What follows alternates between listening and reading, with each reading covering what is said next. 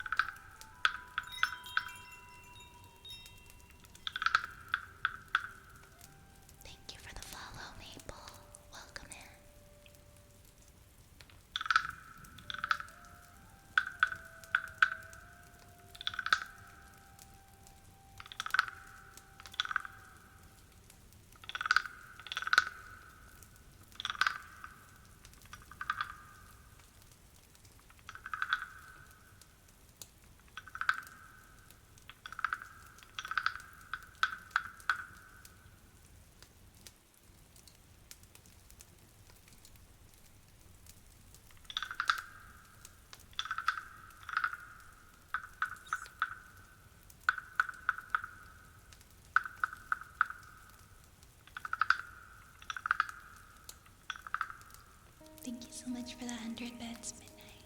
Thank you so much. Thank you.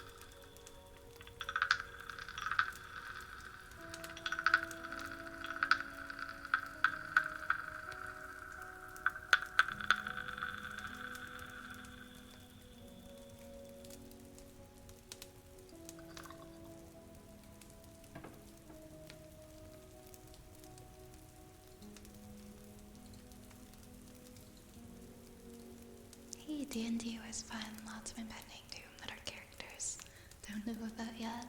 They're gonna be surprised then, aren't they? I'm glad that you had a fun session. How often do you get together to play? Oh, you're welcome, Midnight. Anytime, anytime. That reminds me, we are at the end of the queue, so if you do want to add something there isn't a line, you won't have to wait. Every other week? Oh, that's not bad. That sounds nice.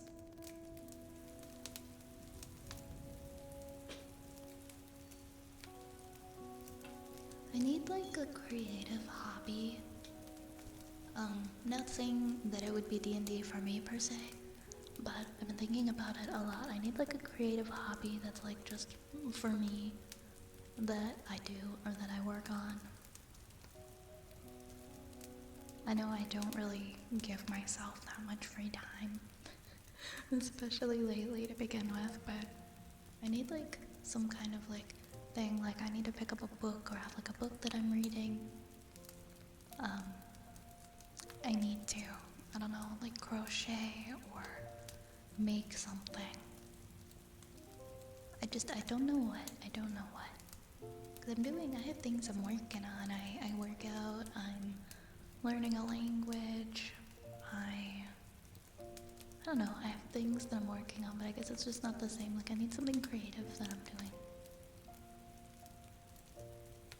Something that's like just for me, like maybe like a group or something I can join where we do stuff like that. No, I just don't think I've had that in like forever.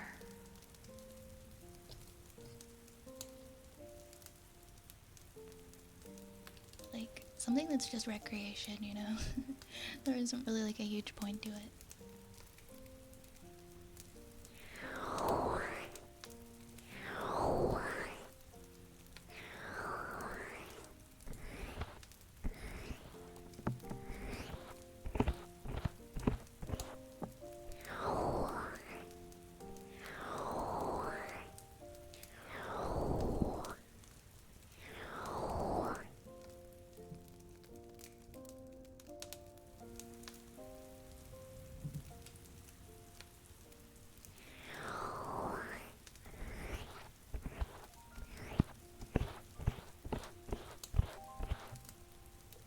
Minecraft?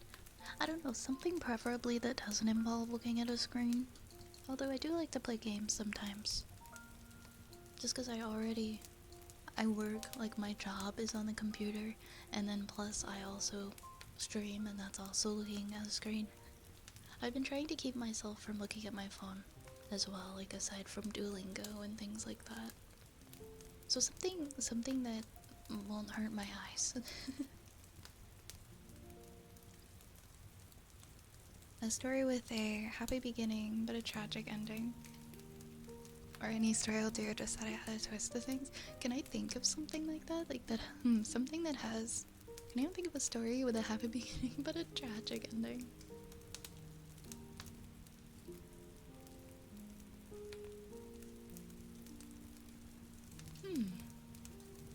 A happy beginning and a tragic ending. The Viking Wolf, thank you for the follow. Welcome on in. I hope you enjoy your stay. Welcome to the Apothecary. I've been painting models lately to just kind of burn off creative energies. That's a pretty good idea. Painting models. What kind of models? Like little like mini D&D things, or full scale models, or like airplanes, or what kind of models? I guess there's so many different kinds you could be painting. I'm doing pretty good, Viking Wolf. How are you?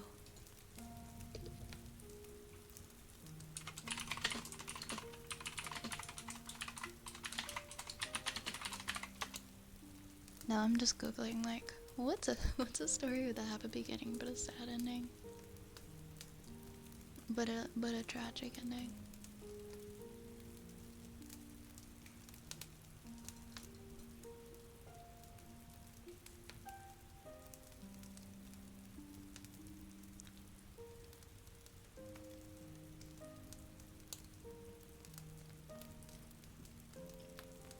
Oh, a Warhammer.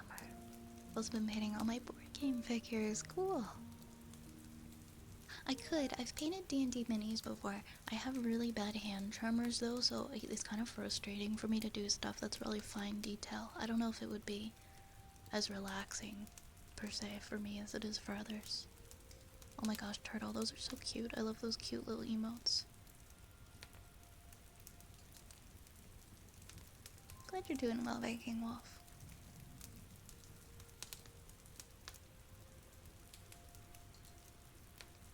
Alright, I'll just try to find like a random story we can read.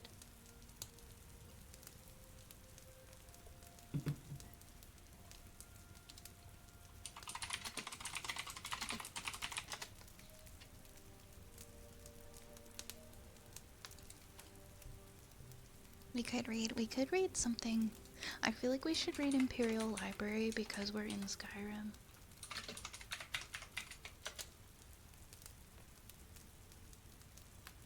I've also got really shaky hands. I've kind of found that there's a technique or style I can do that looks good, and it took a fair amount of practice. Ooh. Like a painting technique or style. Yeah, it'd be interesting in learning more about that. But I imagine it probably took a little while.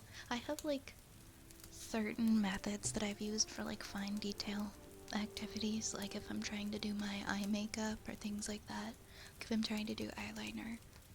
I also wear glasses too, so it's like extra hard. Leave my shaky hand in the mirror, but like I think with a lot of practice, even if you have the hand tremors, you can always find like some kind of a method that works. You can learn how to like improvise.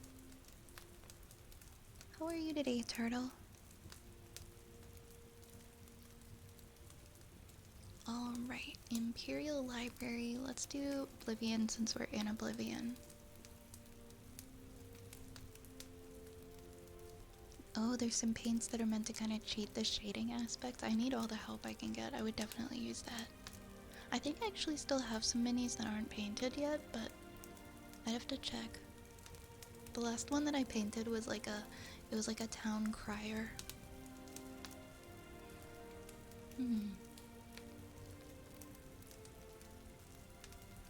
The Axeman. This one was also in Morrowind.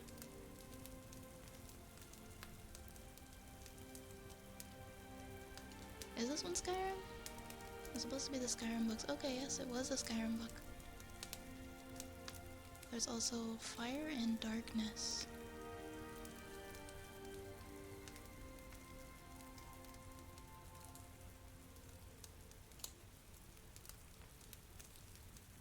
Pretty standard day at work.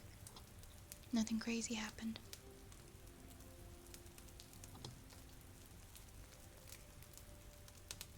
Exploration of the... Oh my god, sorry, there's just so many books here. There's so many Skyrim books. A historical look at the main quest of Oblivion. The Oblivion Crisis. I want to read this. But probably just because Oblivion's my favorite title. We're gonna read the Oblivion Crisis.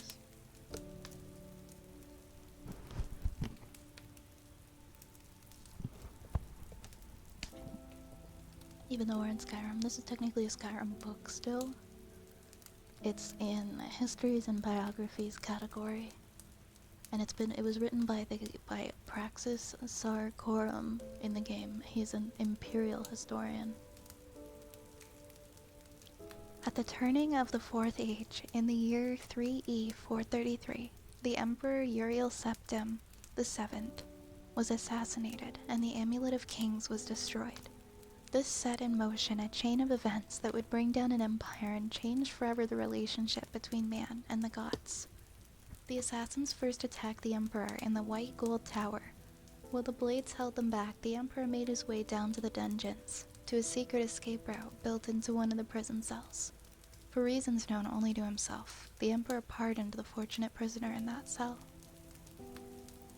Some say the prisoner reminded him of a childhood friend.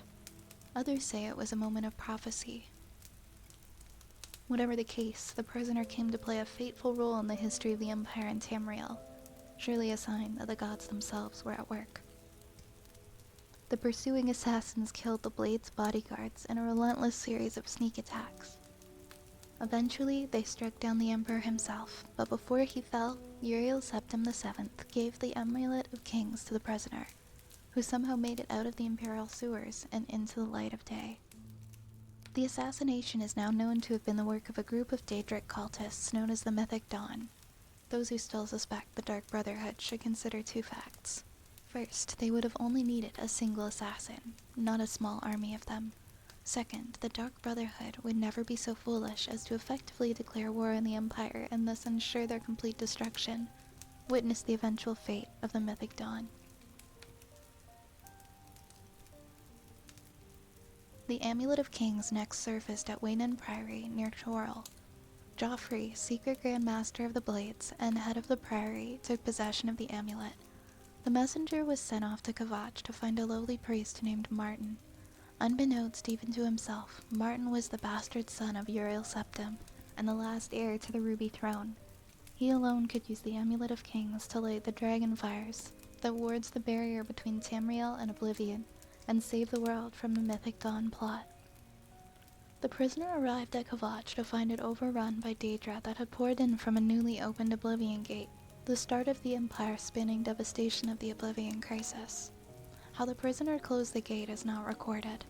Once closed, Martin and the surviving Kvatch guardsmen drove back the Daedra.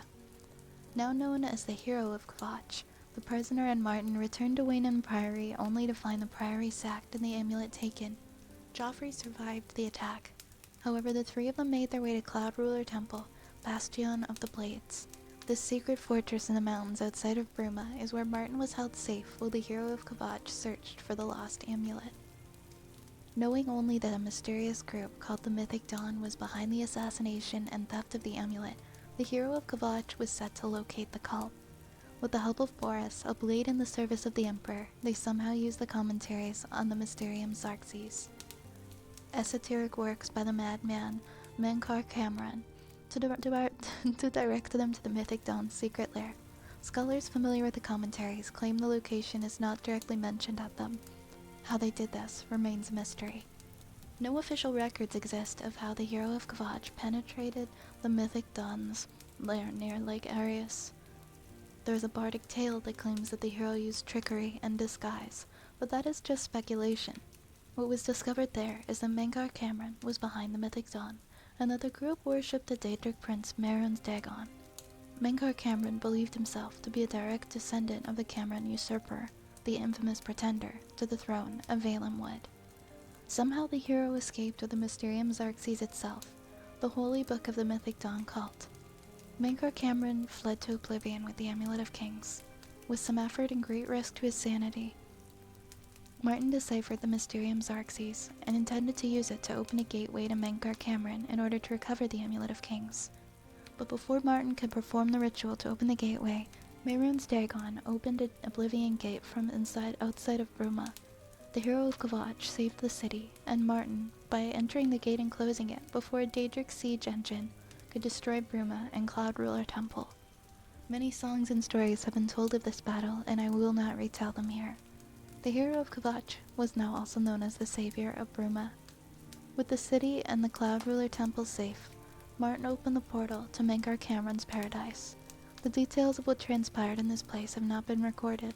All that is known is that the savior of Bruma traveled to the paradise, killed Mankar Cameron, and returned with the Amulet of Kings.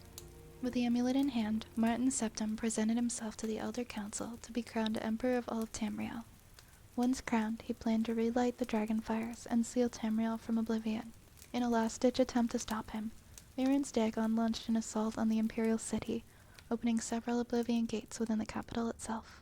Uncrowned, Martin joined the battle in the city streets. Mehrunes Dagon himself left Oblivion and entered Tamriel, breaking the covenant. Only the unlit dragon fires allowed this to be possible. Now that the barrier was ripped asunder, it was too late to relight the fires. Martin Septim chose to make the ultimate sacrifice. He shattered the Amulet of Kings to become the avatar of the god Akatosh and do battle with Mehrunes Dagon. Records of this battle vary wildly. What we do know is that Mehrunes Dagon was defeated and sent back to oblivion. The avatar of Akatosh was turned to stone and can be seen to this day in the Temple of the One in Imperial City. With the amulet gone, the dragon fires quenched, and the last Dragonblood Emperor dead, the barrier to oblivion is sealed forever. Oh my goodness, Azrael, thank you so much for the raid. Welcome on in, raiders. Hello. How is Monster Hunter? How are you? Thank you so much for raiding. Hope everybody's doing good tonight. I hope you had a lovely stream. My greatest foe was no monster or wyvern, but my own stamina bar. I really appreciate you coming in here and sharing your community with me tonight. You're so tired. Oh yeah, also if you need to go get some rest, please make sure you go do that, okay?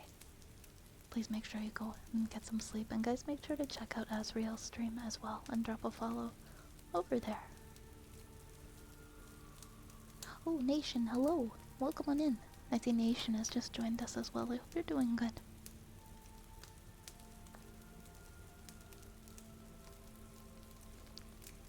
We were just reading, we were just doing some reading from the Imperial Library. That honestly made me want to play Oblivion. I know I'm in Skyrim right now, but it makes me want to play Oblivion, okay?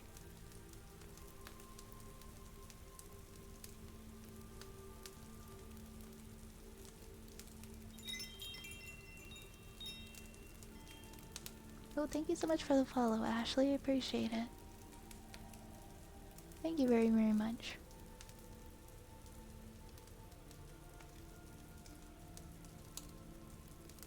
I hope you enjoy your stay here. Also, Codexual, I'm sorry, I didn't pick I picked a story with a tragic beginning and a happy ending. I kind of reversed it. I kind of reversed it on you. Thank you so much for the hydrate, Ashley. Thank you so much. Thank you very kindly. I hope you're doing well.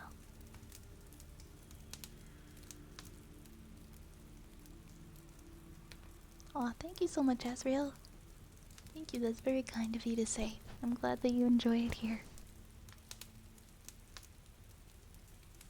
I think we've got ear picks next for Broken NPC, so I'm gonna hop right into that. Yes, get a snack, relax, get ready for some rest. Thank you again, Azrael, so much. Always nice to see you.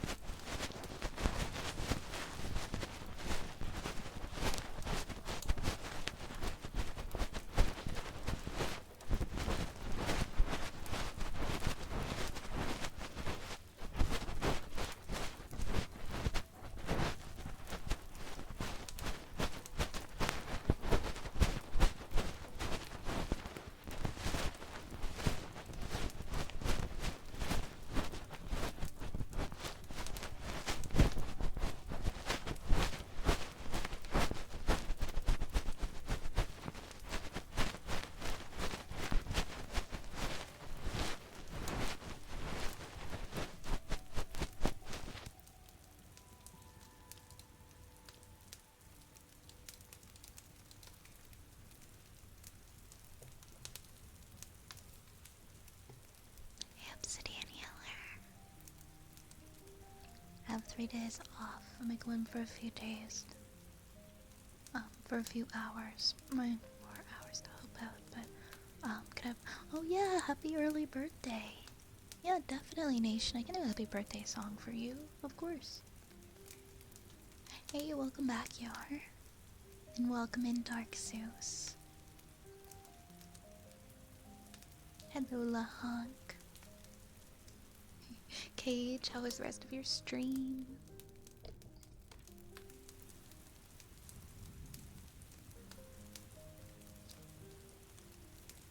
Okay, let me get the birthday song ready.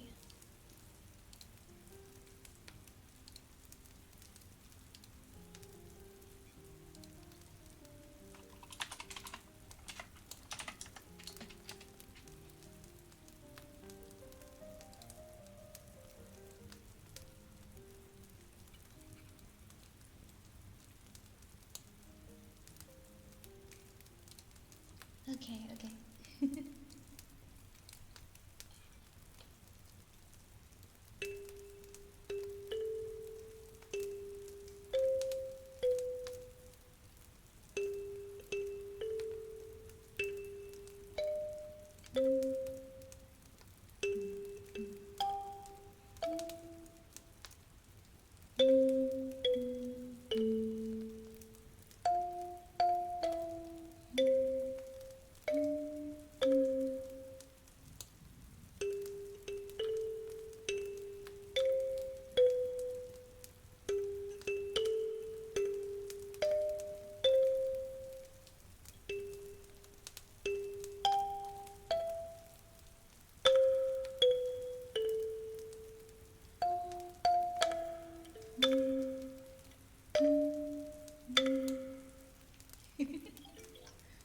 Happy early birthday, Nation. Happy early birthday. I hope you have an amazing birthday.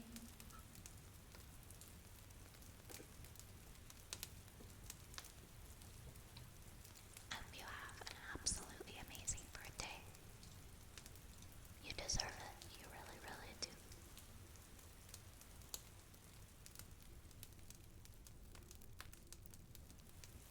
Stream went decently, but some more to fix and repair and add. Hey, I'm glad that it's on the mend. I'm glad it's getting better.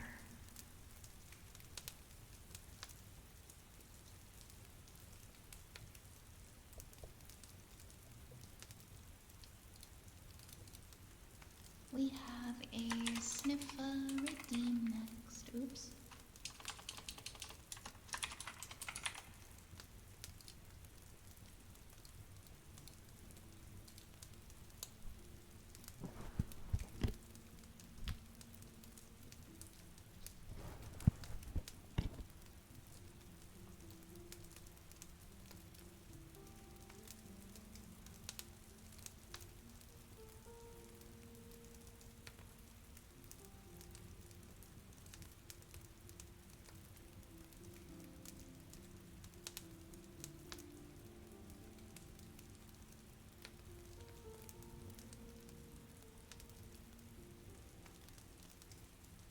Your birthday is 248 days away. It's my early birthday too. How far away is my birthday? My birthday is in April, so... Oh gosh. Oh gosh, it's closer than I thought. It's coming for me.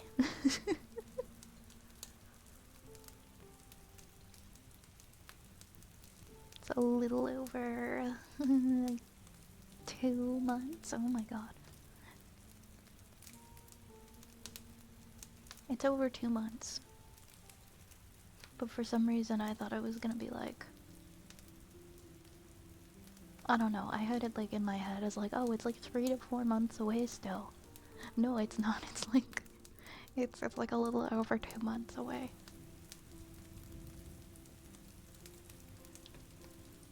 Hey Zapple, who locked me out of my house? No, I didn't get locked out. I didn't get locked out this time, don't worry. Don't worry, we're vibing in the rain.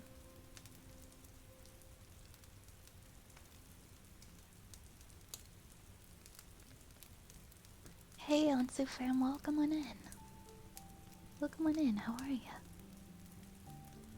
Not as far as I'd like, no, not as far as I'd like at all. I could have gone with it being like, you know, maybe like in July or something.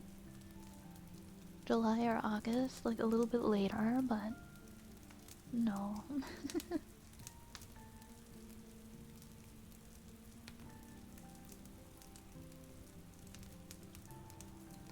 My birthday is about a good walk. A good way away. It's September. It feels like I just had my birthday. That's why it's just extra weird for me that it's coming up. Oh boy. Alright, well, getting older is a blessing that I'm thankful for every day. But that doesn't mean I'm not allowed to be freaked out by it. I can still be freaked out by it.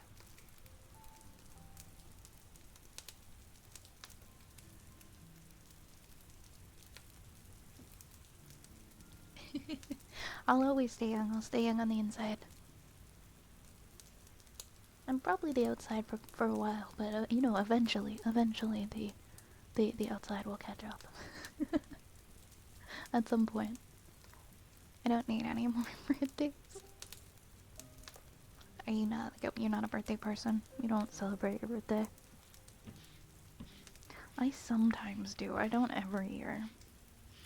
I think I probably will be this year. But Grandma Vi is just gonna be streaming, doing it all at once, doing everything. Oh gosh, probably, huh? I could see it. I could see it.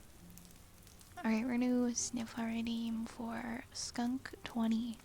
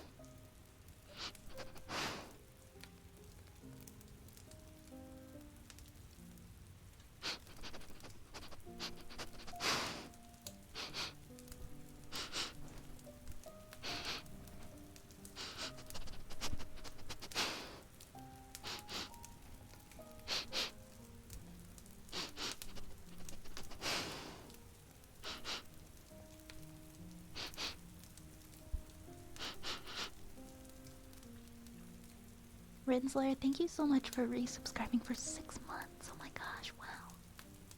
Happy 6 months. Happy 6 months, I appreciate you. Let me know if there's a free redeem that you would like, okay? Thank you very much. Yeah, I'll be streaming retro games, Mario Kart 9 and GTA 6. Probably. A girl in my class didn't know what a thermos was on Monday, and I'm still thinking about it. We were reading a short story, and she raised her hand and she's like, "Excuse me, what's a thermos?"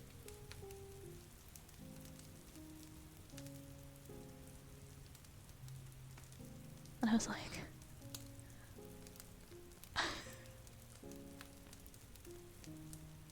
well, like, she's really young, right? Like, I guess, I don't know, to be fair, I don't hear people use the word thermos anymore.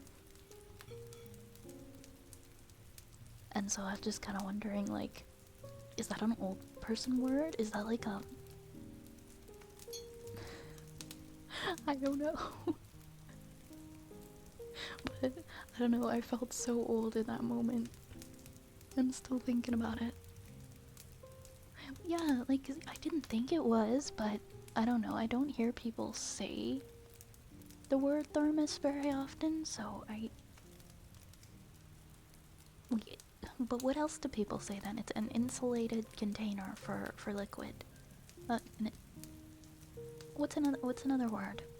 What's another word for, like, for thermos? What can people say? I guess because like a lot of those cups and stuff are insulated, like the I don't know what the heck the Stanleys and the water bottle things that you typically use for water, they're insulated, and so maybe maybe that's why they just don't say thermos anymore. So many of those things can just keep your drinks hot and cold, and it just kind of goes without saying now. So people don't use thermoses. I don't know. That's just my guess, maybe. Cozy countdown? Yeah, we'll do that for you. No problem, Rensler. Yeah, I'm wondering maybe she lived her life at Mestec. I was like,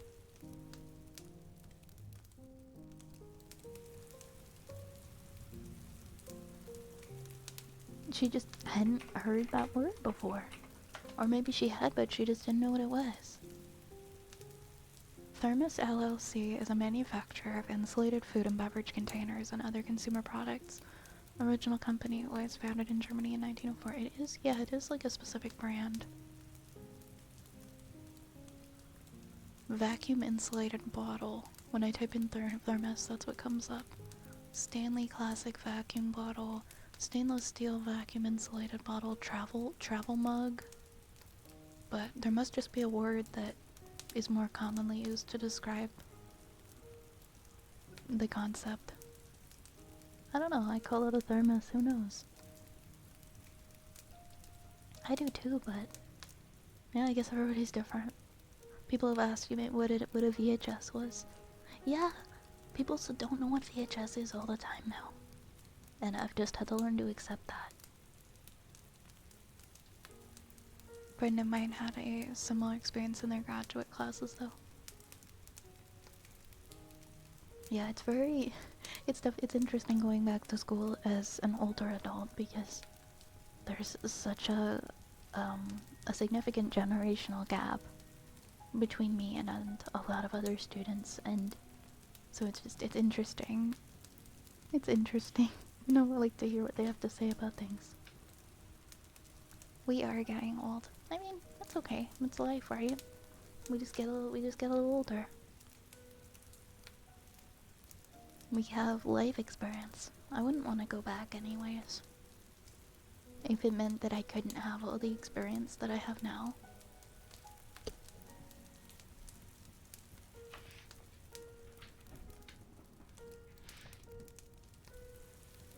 Because I was dumb. I was dumb until like my, I don't know. I would say that I didn't feel like I'd actually grown up until mid-20s.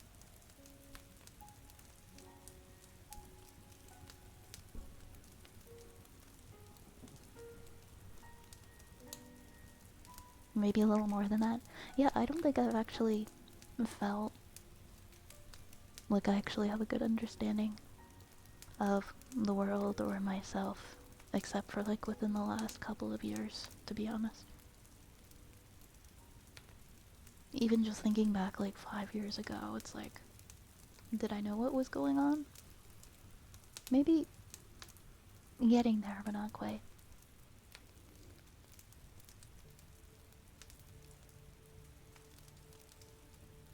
It was interesting going to school for computer engineering and being the only one who lived through 100 megabyte hard drives on floppy disks. I remember the floppy disks. I remember in elementary school we'd bring floppy disks with us sometimes to like upload our homework to the Windows 98 computers and the computer. Oregon Trail game on the floppy disk. Oh my gosh.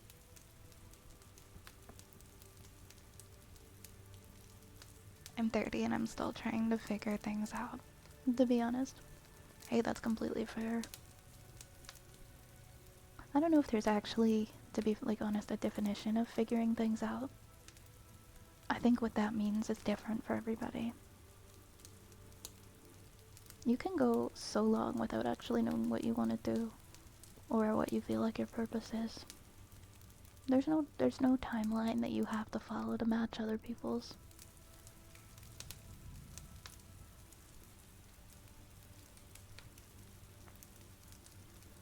I feel like I have some things more figured out than others, but there's always things that I don't get, and I don't know if I ever will. Hi Keek, welcome in. Welcome in, how you doing?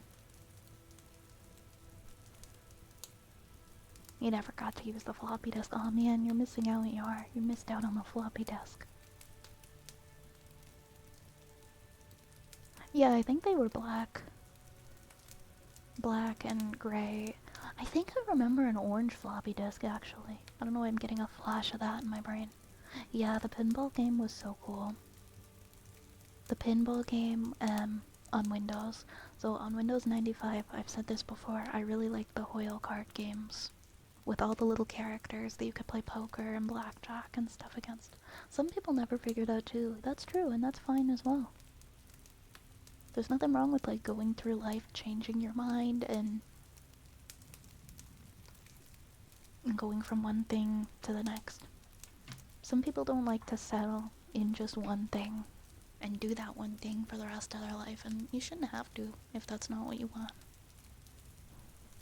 You can try new things forever if you want to.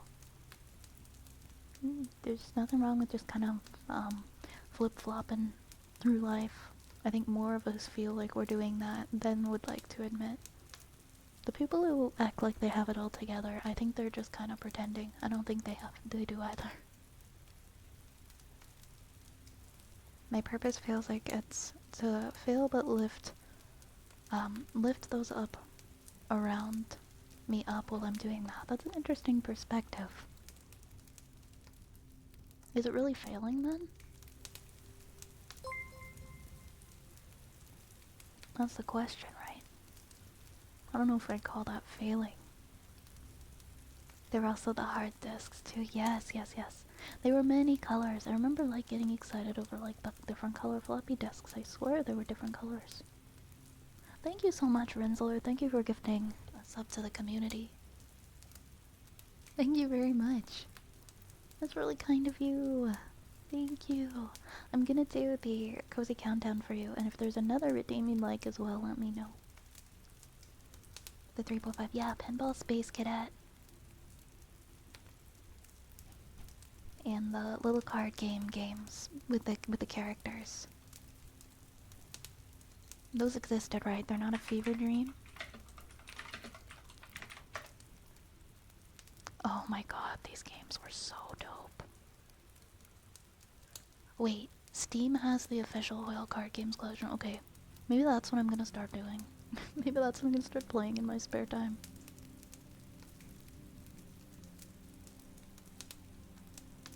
Give me 1 second.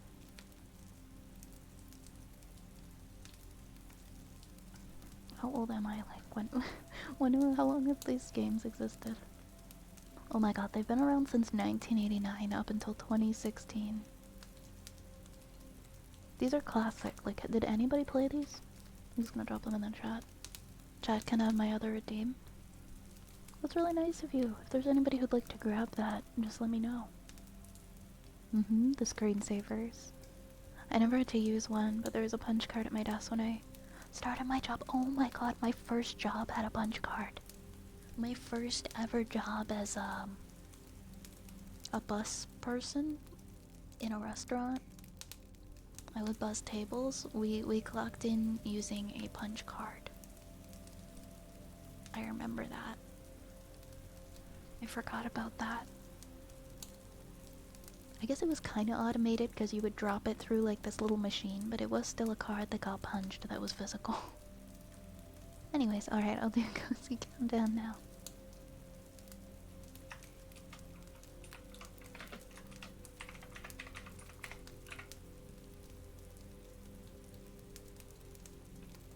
Alright. Alright, everybody. Take a deep breath in. And out.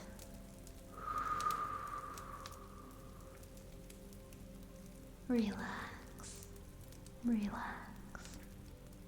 And we're gonna start counting down. We're gonna count down from 30. All the way to 0. And before we do that, I want you to lean back in your chair or lie back in your bed and just in a place that's comfortable if you're able to. And let all of the stress melt away. Let it leave your neck, your head, your arms, your legs, your feet. Let every last drop of stress just drain from your body so that it can no longer affect you today. And take a deep breath in and out.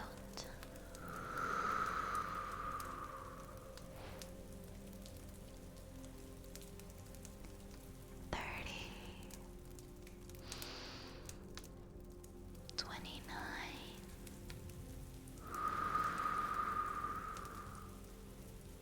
28, 27,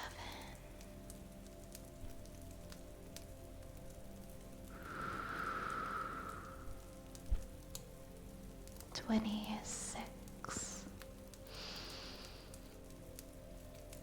25, 24, 23, 22, 21,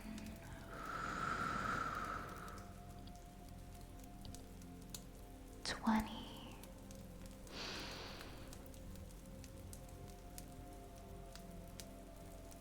19, 18, 17, 16,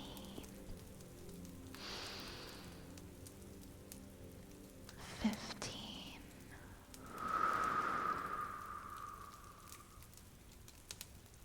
14,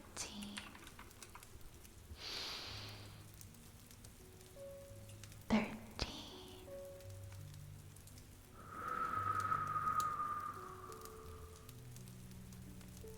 12,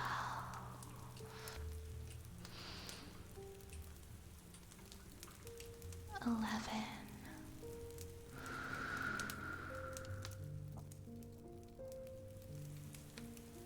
10,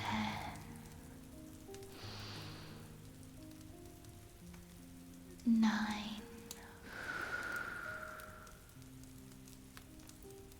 8,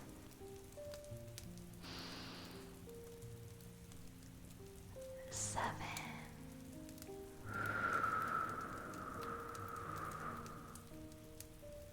6, 5,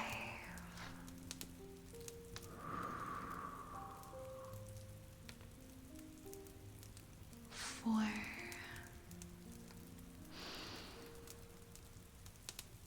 3,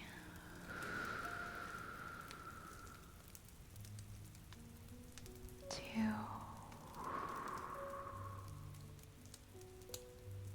1,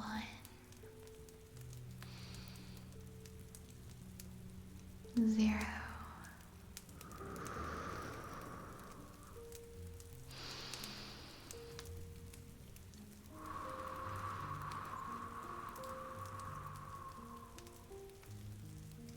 Relax, relax, relax.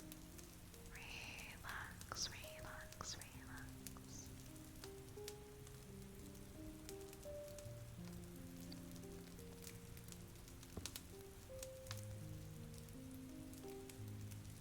I have a punch card for napping pancake. Wait for what? Hey Felix. Good luck on your work and happy larking. Thank you for stopping by. I hope you're having a cozy night.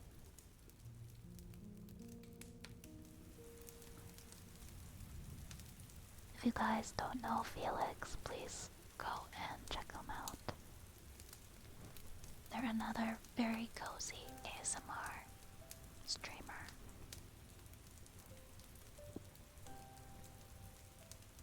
And they're a lot of fun and they're very comfortable to hang out with. I want some of those cookies. Are they chocolate chip? They look chocolate chip. Ooh. I want a cookie. Share the cookies and we'll share the cheese. We'll share the cheese. Cheese for cookies.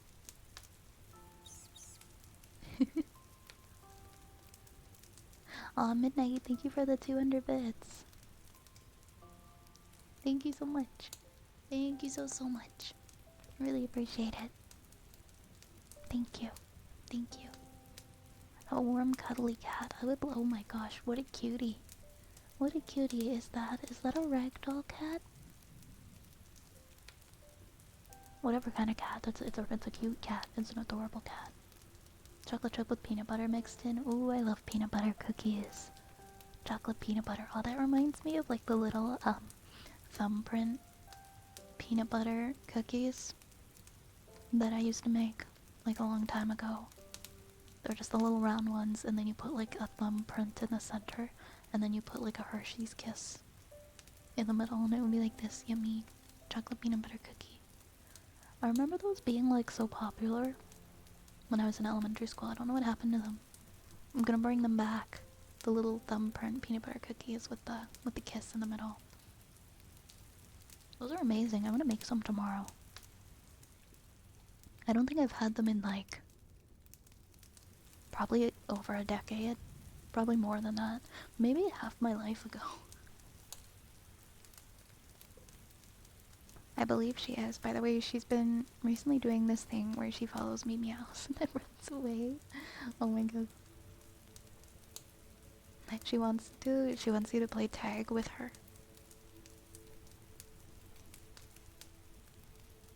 She wants to play a game. Sometimes my cats get they get a little frantic. they're just playing, they just want my attention. Oh, and I believe Metalhead Sander wanted the water globes.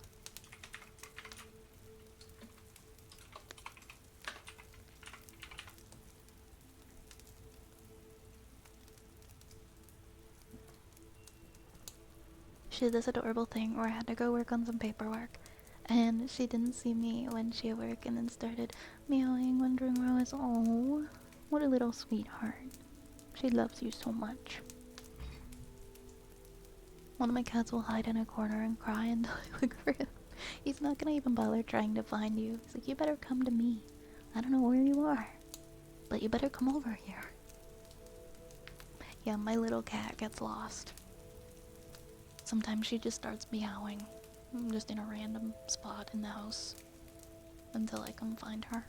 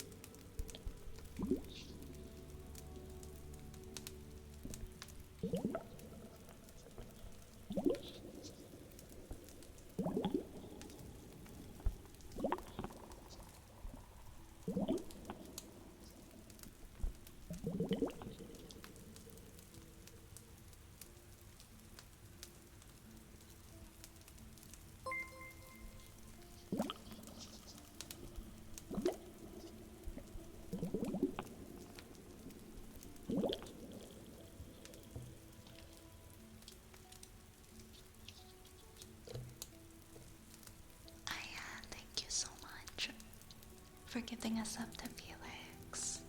Thank you so much. That is very kind of you. Felix, I hope that you enjoy your emotes.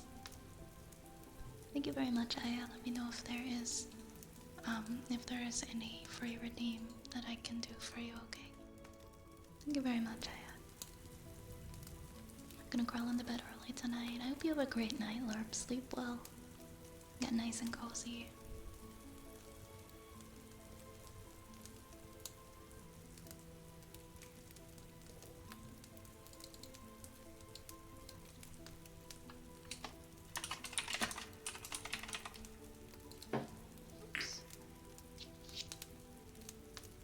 Alright, we'll do our lid noises next.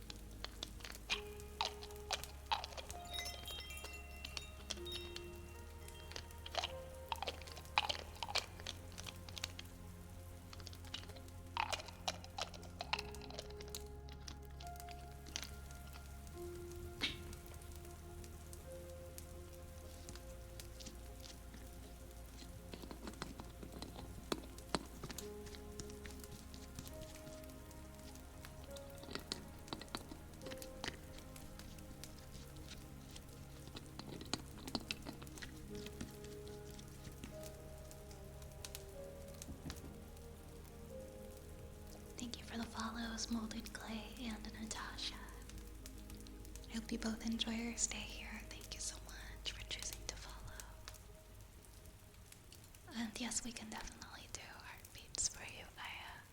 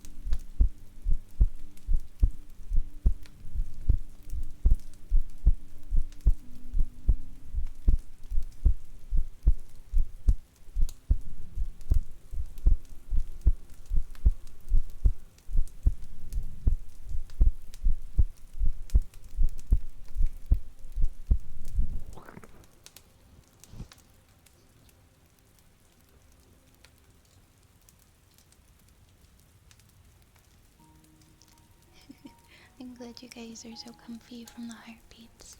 You're in luck because there's another heartbeat trigger coming up after the ear rubbies routine. So we've got ear massage and then more heartbeats after that. And then a haircut and then kalimba.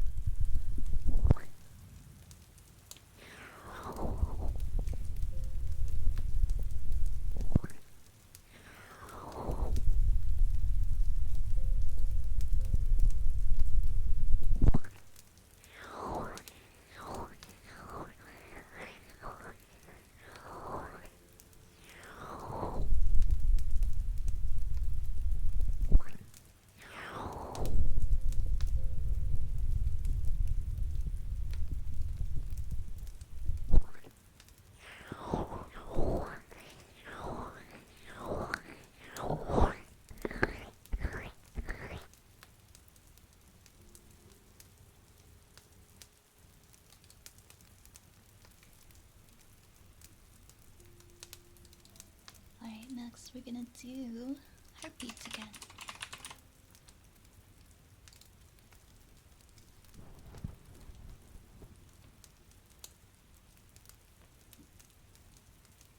You're welcome, Yar.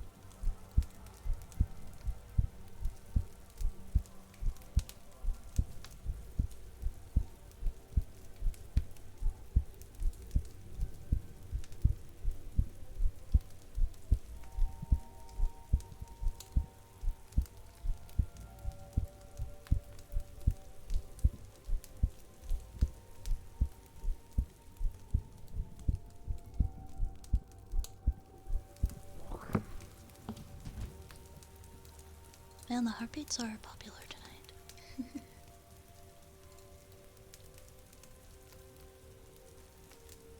I should almost always be sleeping when you stream, but whenever I'm awake, I love the vibes here. It helps me relax and focus. Oh, I'm so happy to hear that, Metalhead Sander. I hope that I can help you to get some rest. I'm glad you enjoy the time here when you're awake. Thank you, Royal Cash. Hey, Command Ops. And Rusty, thanks for the lurk. Like mine to be with humming? Yeah, for sure. Okay, so we've got a haircut, kalimba, singing bowl, humming. Oh, thank you for the hydrate, Command Ops. And then heartbeat and sensory suck. Oh my god, Cage, I still have the holiday one up. I still have the holiday emotes up. You know what? You know what? Fine. Merry Christmas. Merry Christmas. Haha, Merry Christmas, guys. We're just leaving these. We're not changing. I only took my Christmas decorations down this last week, so I mean it's fine. No, I know I need to change it. You guys wanna know something funny?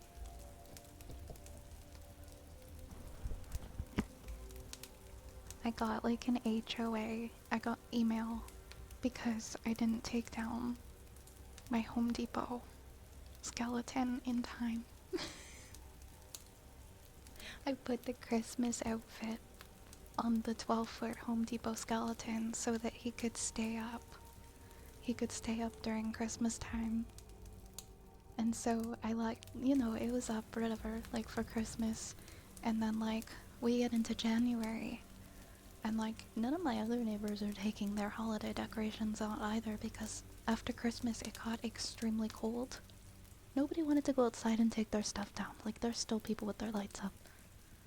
But I get this email, like, I think about a week ago I got an email. And it was like, excuse me. Excuse me to the occupant of this address. We need you to, we see that you still have a, and I quote, they called it a Halloween skeleton decoration on your lawn. Like, if you're gonna do it, like, do it right. Tell me he's wearing a Santa suit. He's a Christmas decoration.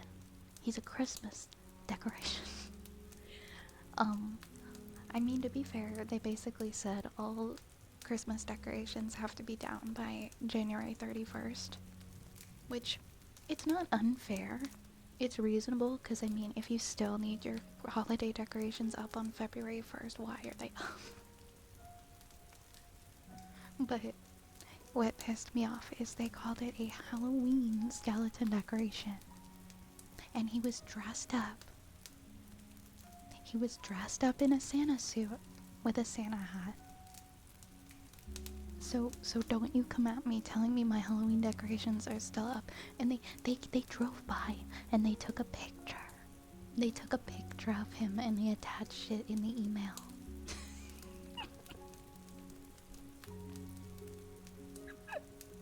Please take down your Halloween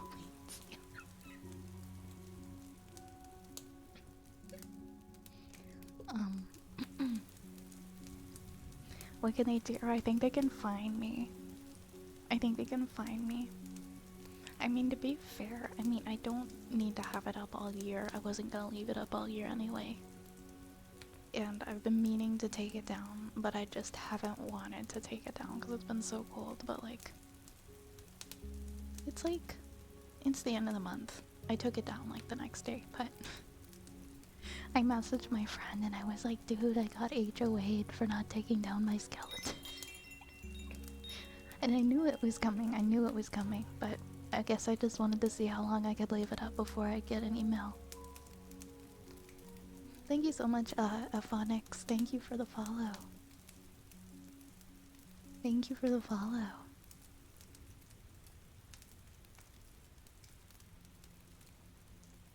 Just a friendly reminder, leave out peanut butter toast for the house hippos. Oh my god, thank you so much. Thank you so much for the reminder. I forgot to leave out the peanut butter for my house hippos. I love how we talk about the house hippo infomercial pretty often. I'm gonna Google this actually. This is my first time ever having an HOA. So let's see. What can the HOA do if I don't take down? Okay, I just googled what can the HOA do if I don't take down my decorations?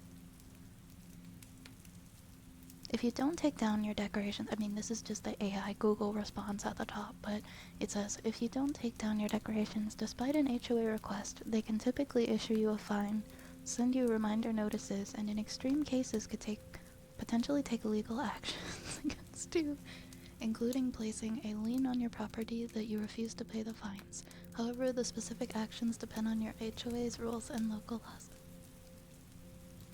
I mean, I think some people have it really bad where it's like, you're not leaving. I'm seeing like a thing where someone's saying that their HOA won't even let them decorate their house early.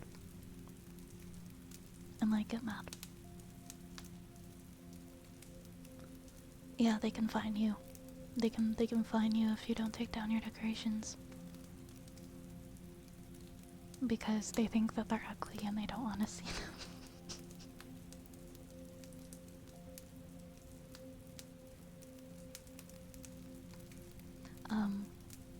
Yeah, I don't know. I don't want to find out what happens personally if I don't pay the fines.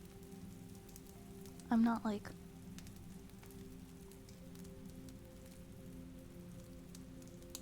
Yeah.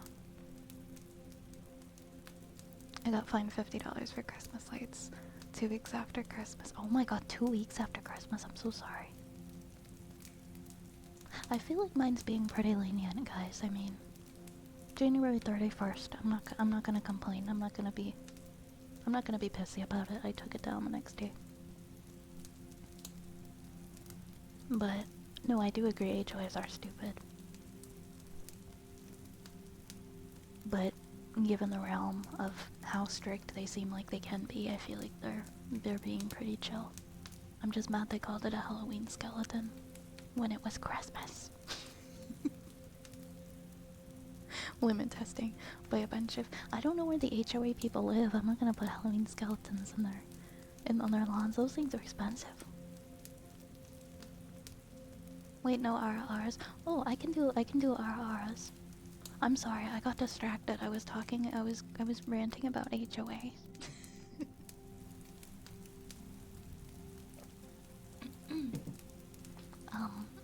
Oh my gosh, Kiki!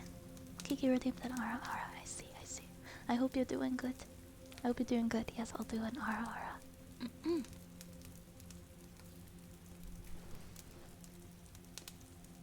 Ara.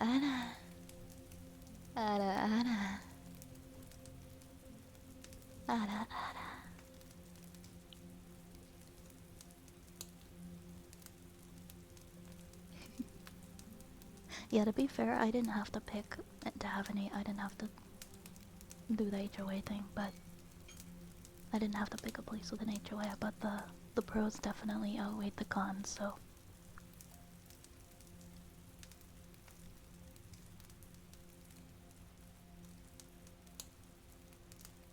Oh, that's frustrating, Kalashinator. I'm sorry to hear that. Let's go to September and don't get taken down until April.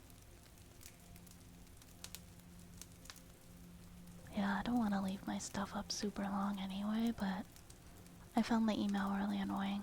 Like, I would have taken it down before February. Nobody had to tell me that. I definitely would have had it down before February. There are some places where they can take your house. Really? They can take your house? That's terrible. Like, basically, you can own your house, but if you put up ugly decorations, they can just take it from you. That's wild.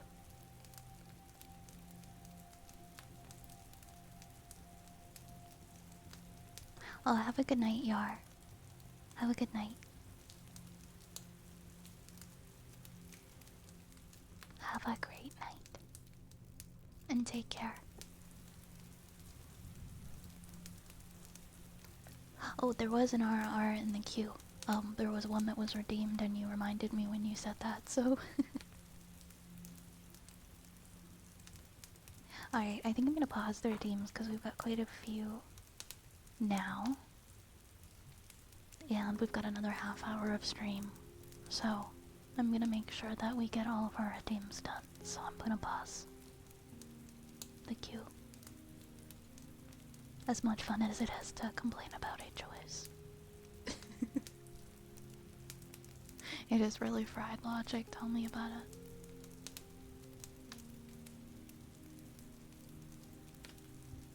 I never replied to the email, but I think I'm gonna reply to it and be like, excuse me? It's a Christmas skeleton decoration, thank you. I took it down, but I just wanted to correct your complaint there. It might be a skeleton, but it's for Christmas. He is dressed like Santa, he has a beard. Have a good night, Attic-Al.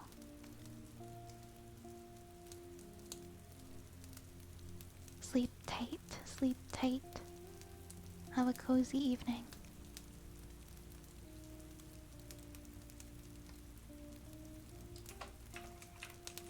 But yeah, I'll take down those holiday emotes. I'll remember to take down the holiday emotes before it hits February, because if it hits February and I still have the holiday emotes, it's gonna be embarrassing.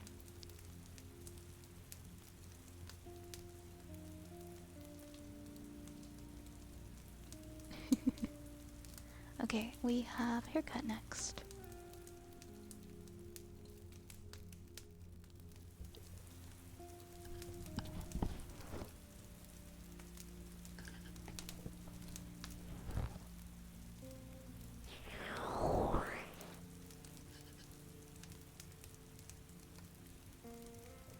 Please tell me you know where they live so you can call them out.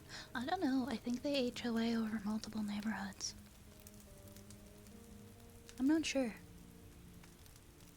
This is like the first time in my life I've had an HOA, so I'm really not sure how you get that info.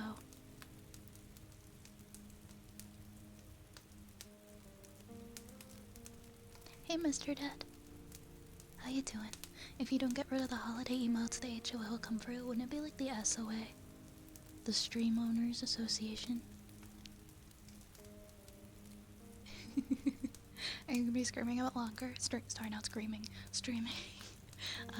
Pudgy Tater, yes, I'm gonna be streaming for another half hour.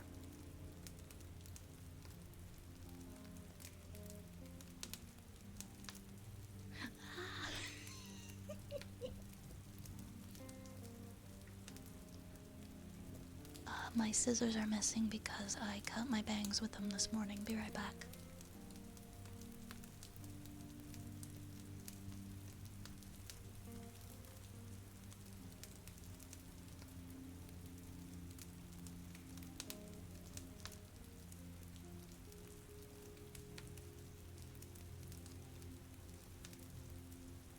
Okay, there we go.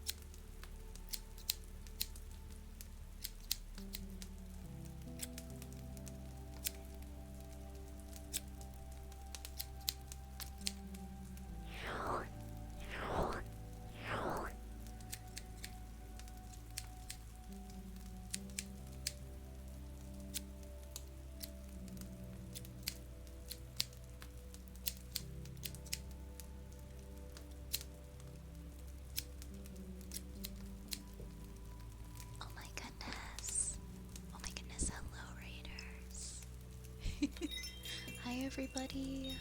Hi everybody. Muse, thank you so much for the raid, lovely. Thank you so much. Hi everybody. Hello everybody. How are you all doing? Muse, how was your stream? How's everybody doing tonight? Welcome in. Here you again, Budgie. Hey, Grey Knight. Pyracantha. Welcome everybody. Sina, hello. Thank you so much for the follow.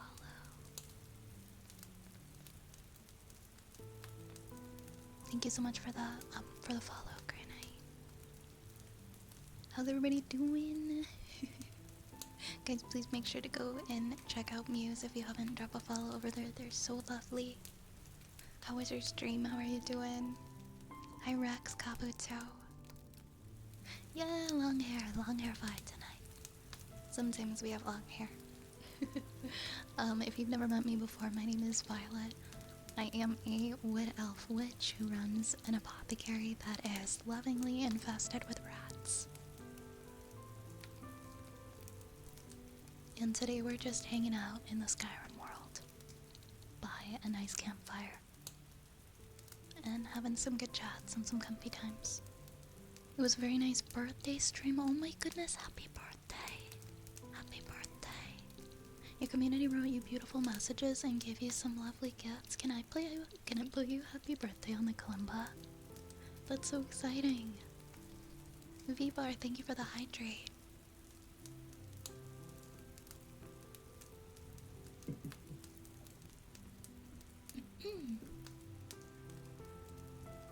Thank you for the hydrate.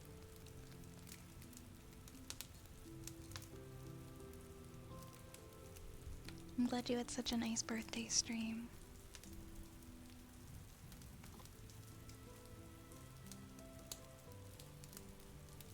But also I hope that you're able to get some rest tonight and that you don't have too much going on and you can take a break and you can relax a little bit after your stream. But if you would like, I'd love to play you happy birthday on the kalimba. Let me know if that's okay.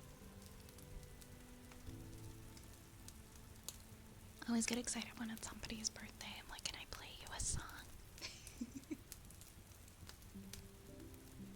But if not, that's okay too. Happy Lunar New Year, by the way. Oh my gosh, thank you for the 100 bits. Happy Lunar New Year as well, Cage. I keep forgetting it is Lunar New Year. Happy Lunar New Year to everyone. Yes, oh heck yeah. Okay. Let me get my kalimba out.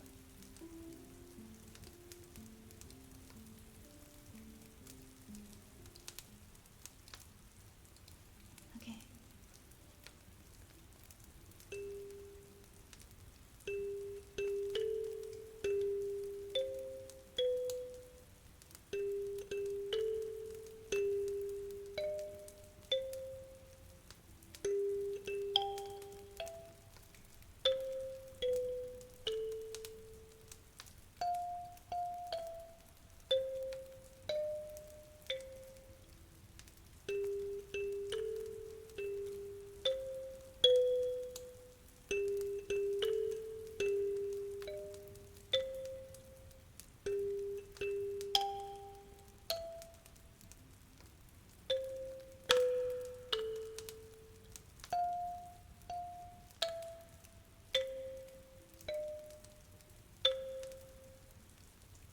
Happy birthday.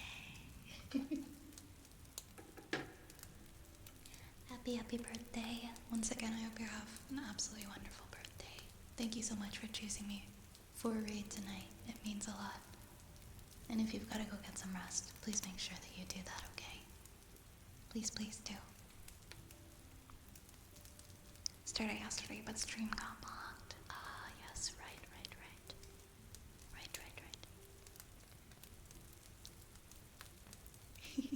I'm glad you enjoyed the song. That's so funny, our next redeem is actually kalimba as well in the queue. So I guess we'll be playing some more kalimba as well. I guess we'll play some more kalimba, let's see. I have like some favorites, but I haven't done, there's so many I haven't done in a while. Let's see, we have Part of Your World, Swarm of the Rainbow. I want to do one of the Studio Ghibli ones, I think.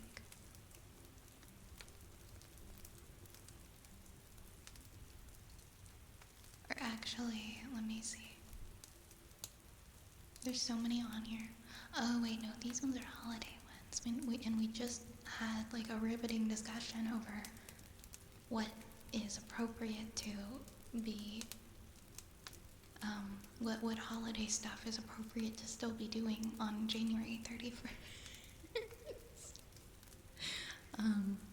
Let's see. Maybe I'll just do like a lullaby song or something. Good night, Rinsler. Have a great rest.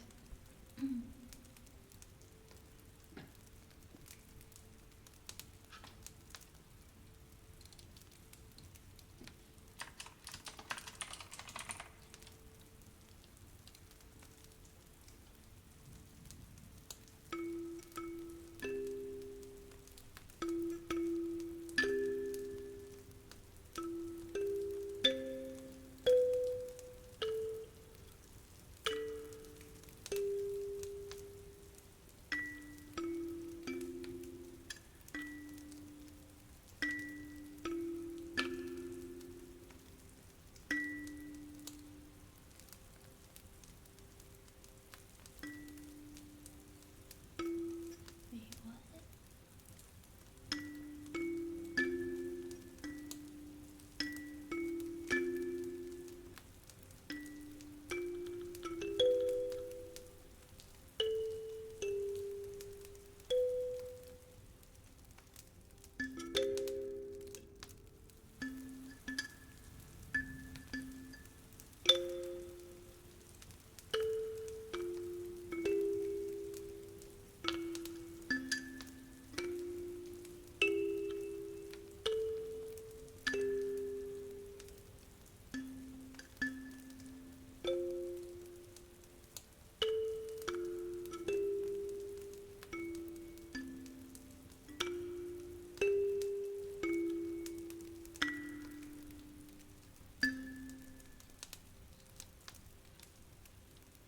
Just the two of us? I don't think I know that one. I don't know if that one's on here. I wonder if it is. Just the two of us.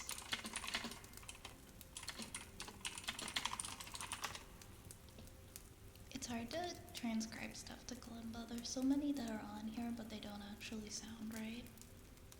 Or they're rated like 1 star, and so you know it's probably not very good.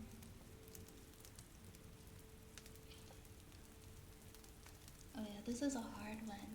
This is a hard one.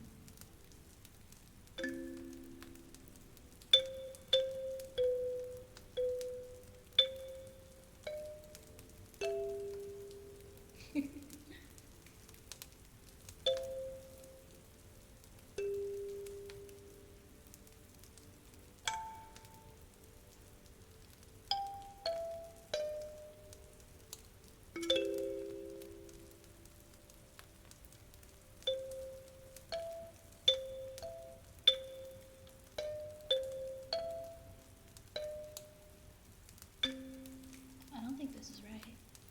I don't think this one is right at all.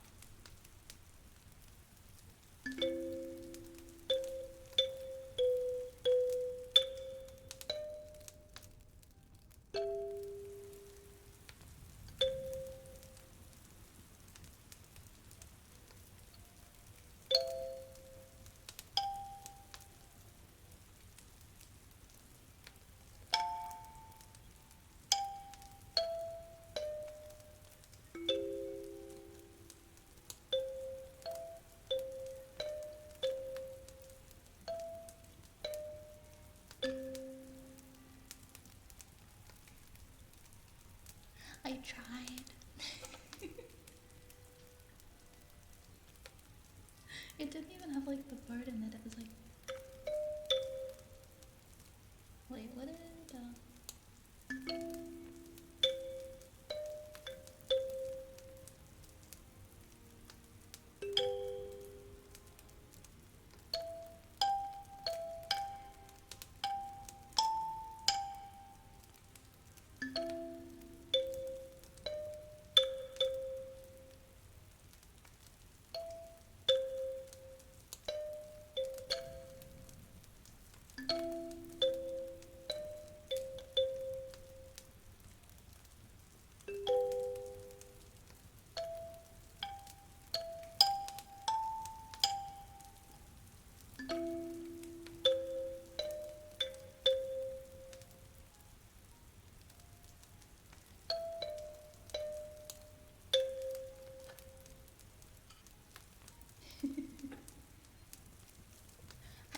I tried. I found that one and I tried playing it, but hopefully it wasn't too bad. Oh my goodness, hello May. Good morning to you. How are you doing? How are you doing? I hope that you're well tonight. Thank you guys for the hydrates. Or, sorry, mornings. It's morning for you, May. I hope that you're having a good day so far. Did the triggers glitch on their theme section? Oh, I paused them for the night because it's getting a little late. Waking up and starting your week. Starting your weekend. Ah, do you have today off?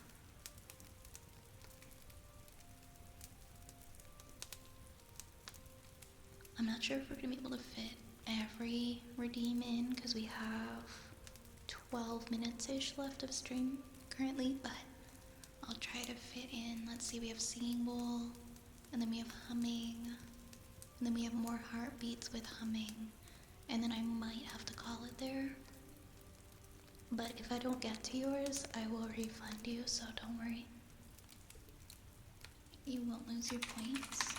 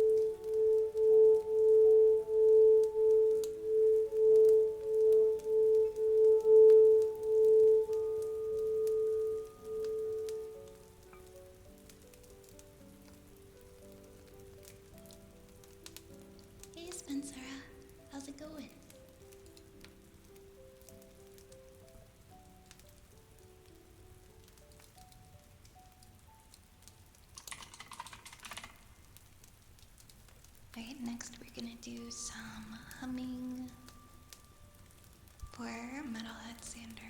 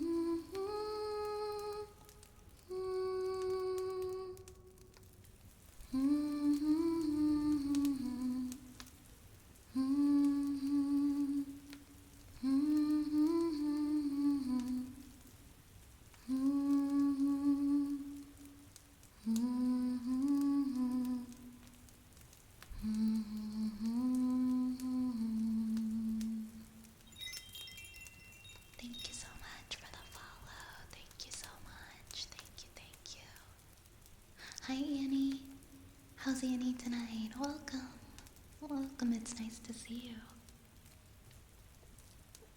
We're gonna do heartbeats with humming next. And then I think that'll probably be the end of stream.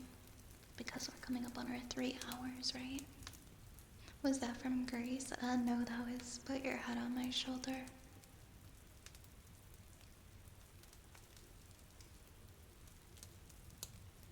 By Palenka. I don't think that song's in Greece.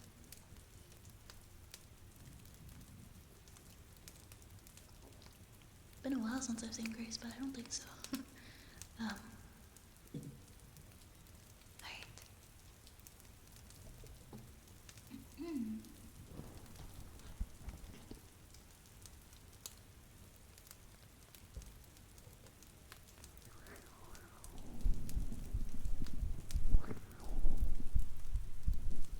Hi Oz. Hi. Hi, welcome.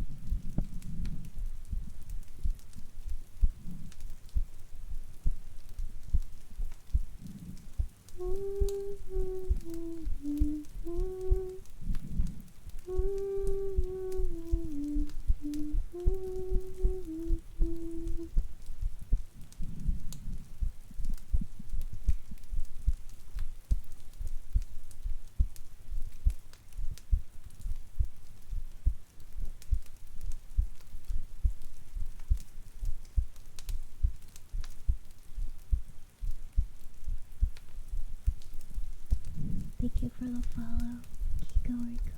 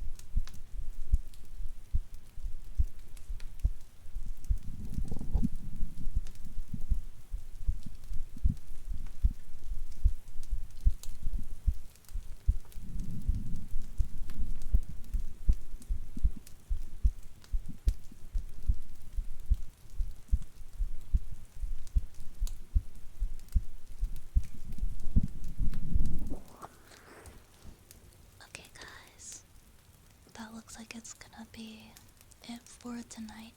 If you did redeem something and I didn't get to it, I will refund it.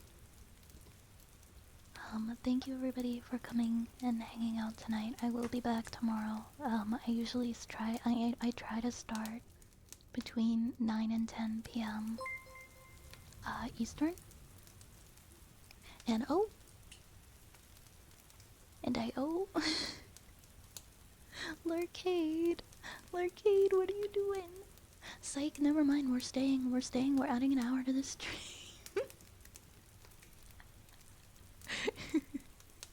Okay, we'll stay one more hour. We will stay one more hour. Thank you so much, Larcade, for gifting 10 subs to the community. Thank you so much for gifting a sub to Cringe Sona, Kuma, Owen, Shattered Stars, Maxi, WB Special, Vice Chap, Mick Twisted. Thank you so much. Thank you so much. Oh my gosh, that is so kind of you. We hit our 15 points today. Well, technically we had 16 points.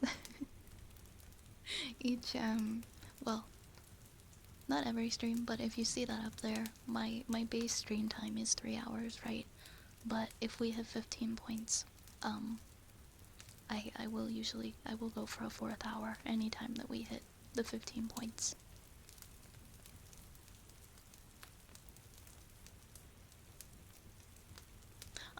So if we had already started a raid, Turtle, like if we'd started raiding somebody and it was like, you know, we were on the ending soon screen, we would carry it, but like we haven't even like looked for somebody to raid or anything like that, so that would be the only case that we might carry it over, if it was like on the ending soon and we are already like in our raid. But if we haven't started the raid yet, then yes, we will go for another hour.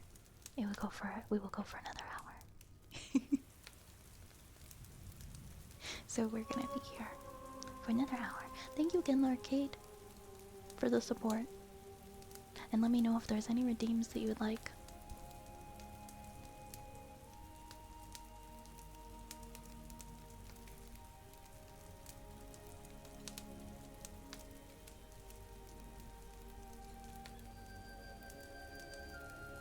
There we go. Fix the button.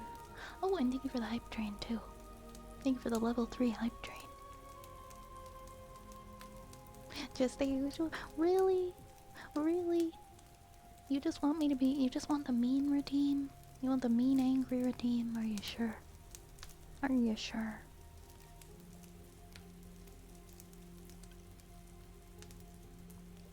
I'm gonna go ahead and unpause the redeems as well. So you guys can go ahead and add stuff. You can continue to add stuff. And there were the three that were still left in the queue, they're still in there, and I'm going to I will start with those, of course.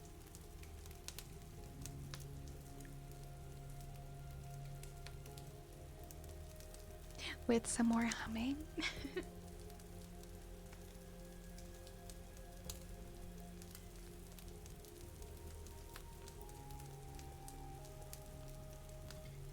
Wait, how do I hum?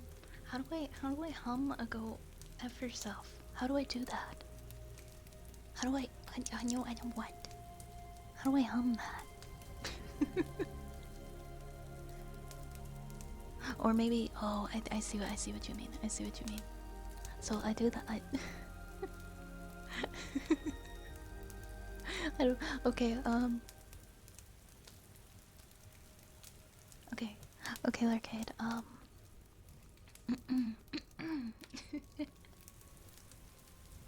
Larcade, go fuck yourself.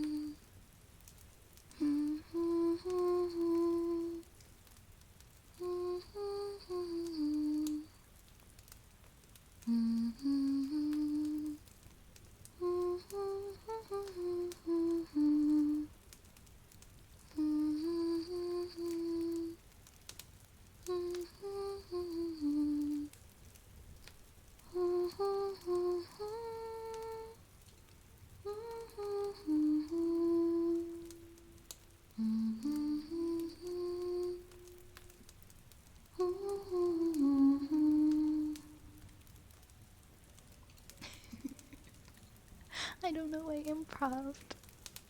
I don't know what to do, I'm sorry.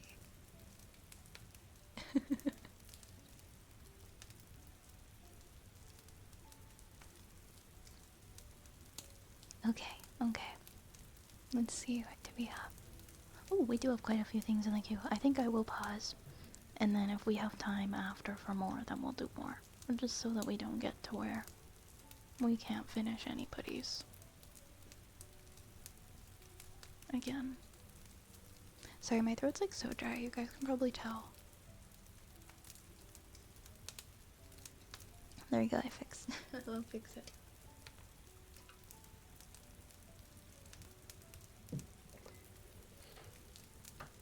Ah! Wait, did I take my meds today? Usually at least they're sitting here. I don't think I actually took them today.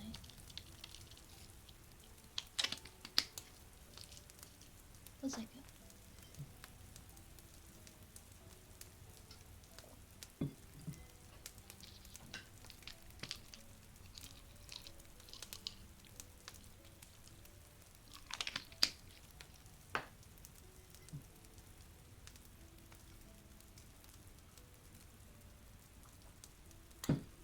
Okay.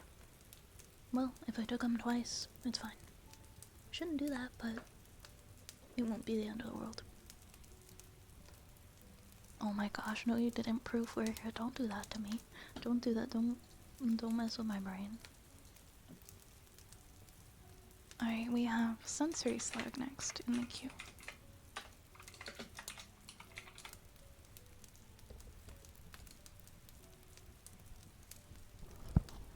Oh, thank you, Lurcade.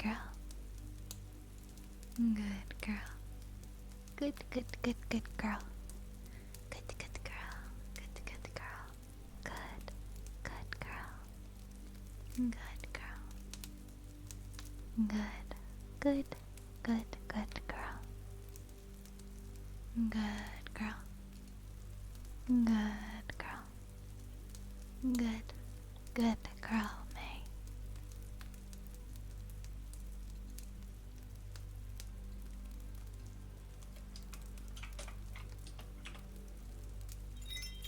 Hey, thank you, Yosef, for the follow.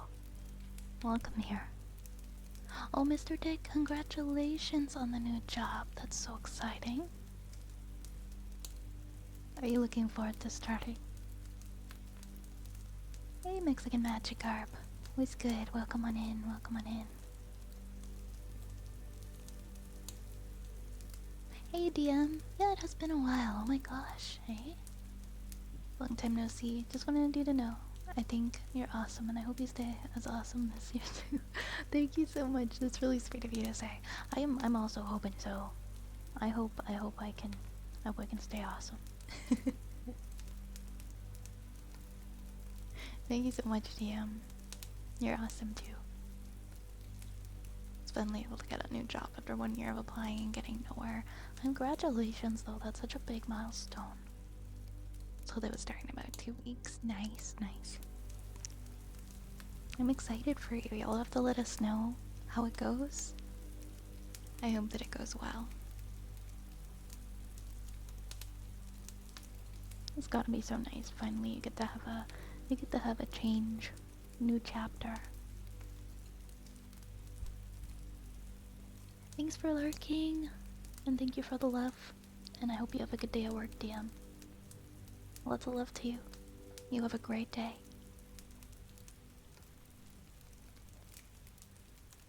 Oh, sorry, I'm just cracking my back. My back has been hurting me so much. I tried to go to sleep laying flat on my back last night. I think like laying on my side has been hurting it, but I've been sleeping weird. But I could not fall asleep flat on my back. It just did not want to happen.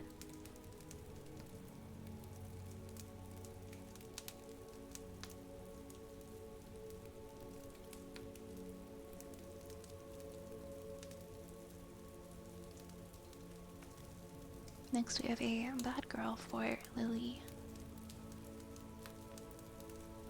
Bad girl. Bad, bad girl, Lily.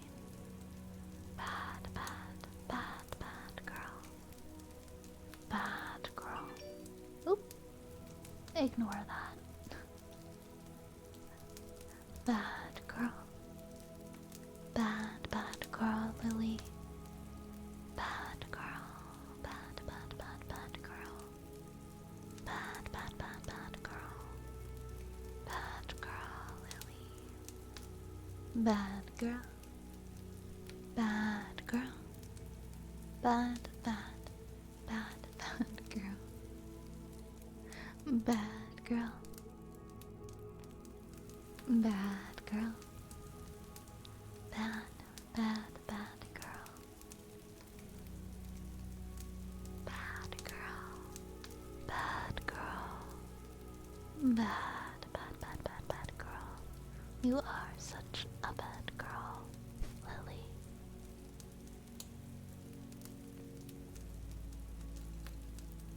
Right? It wasn't Siri. But that's funny. Oh, that was my phone. It was just like the standard doo-doo noise. We're gonna finish off chapter 2 in our story next. Thank you for the hydrate, by the way, Lahunk.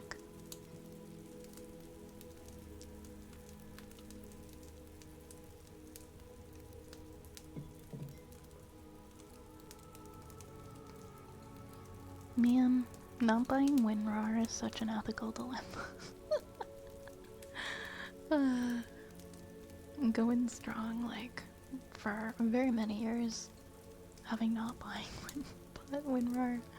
But you really carry that guilt with you, you know? I've been just carrying the guilt with me for, like, half of my life for not paying for WinRAR. Alright, where were we? We left off. We left off right here. It contrasted beyond compare to the sickly radiance that bathed the gorge, a magical kingdom seen through the gates of the underworld. That's where we left off.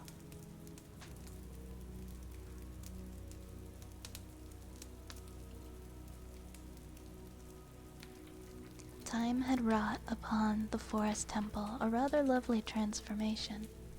They stood all together in the ancient square courtyard, which over time had become a natural garden, free from the rampant growth that had afflicted the former sacred forest meadow. The grassy floor was covered with wild flowers, and one corner of the garden was entirely taken up with a great rose bush bearing white, pink, and purple blooms. Other trees grew scattered throughout the garden: aspens, beloved of furore, and silver birch. Branches from these stretched out over the courtyard and interwove, forming a kind of natural ceiling. It seemed that there had only once been a stair leading up to the doorway, which was high in the wall now, though any remnant of the steps were gone. Instead, an old oak had grown lopsided, providing an easy climb up to the portal. "This looks easy," Link smiled, ever glad of a chance to show off his climbing skills. The young warrior shook back his untidy fringe, tossing a few stray leaves to the ground, and made to step forward. He intended to be the first into the temple devoted to his own goddesses. They should have nothing to fear in this shrine to the power of the forest. That was when they heard the growl. It was long and throaty, the sound made by a large and hostile dog, and it came from the thick tangle of roses by the door. And once there came another answering snarl from behind them. Link gasped and leapt back towards the others, feeling for the handle of his blade even as Zelda unslung her bow. What was that?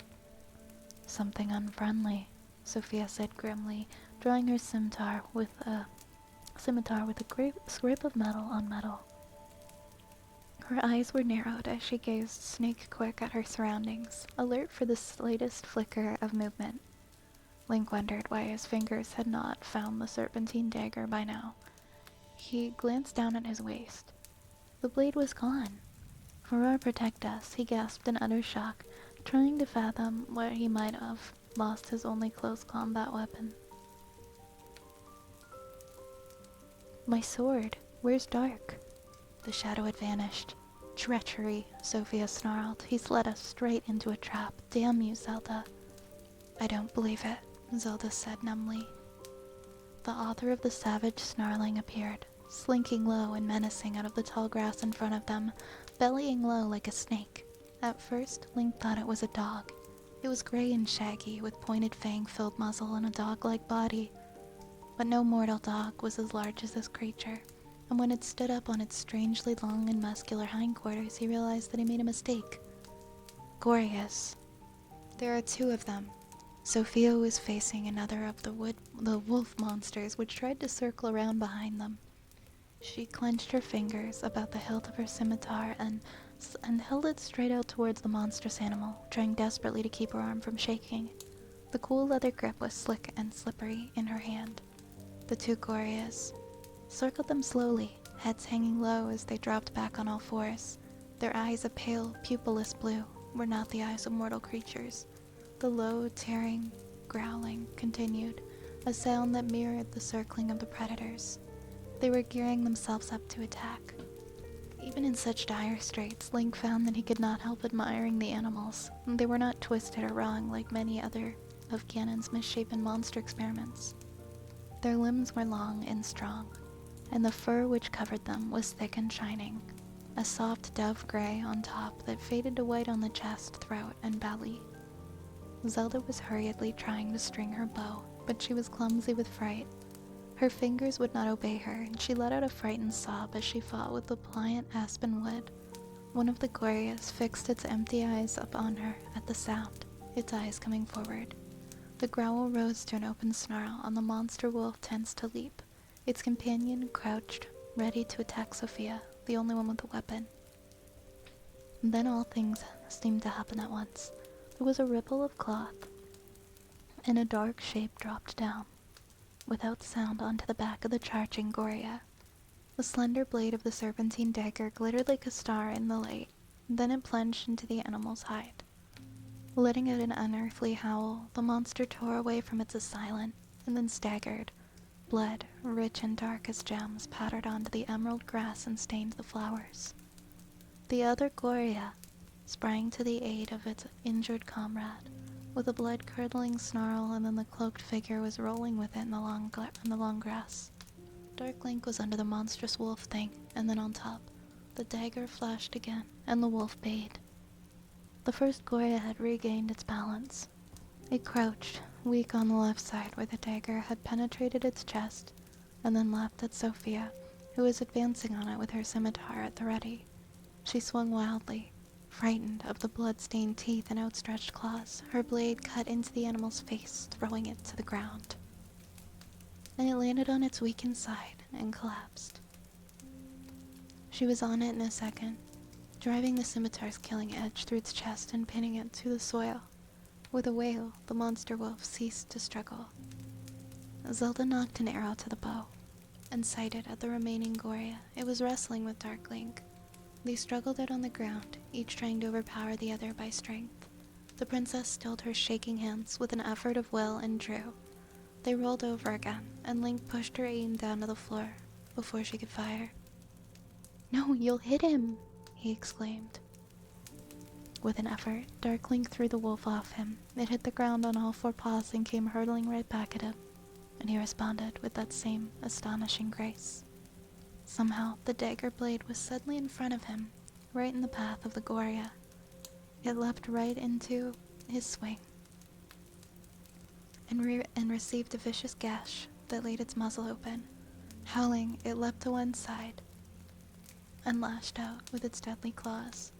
He stepped around the blow with absent-minded skill, dodged 2 quick snaps, and then slammed the dagger into the wolf's side, right up to the hilt. Letting go of the handle of the blade, the shadow somersaulted backwards to avoid the wolf's slash. It stood clumsily, chest heaving, took a couple of trotting steps towards him, then realized it was dead and toppled over onto its side. A little blood came from its open mouth, coating the lolling tongue and teeth. Yes, I took it. There was no time to argue. Save for a slight breathlessness, Dark's voice was as calm and cool as it had ever been. He stepped up to the twitching carcass, placed his booted foot on its side, and withdrew the bloody sword. He tossed it towards Link, and it landed blade first onto the ground, embedding itself for 2 inches in the rich dark soil with a thud. Slightly, the green-eyed warrior picked it up, and began to wipe the blade with a piece of cloth.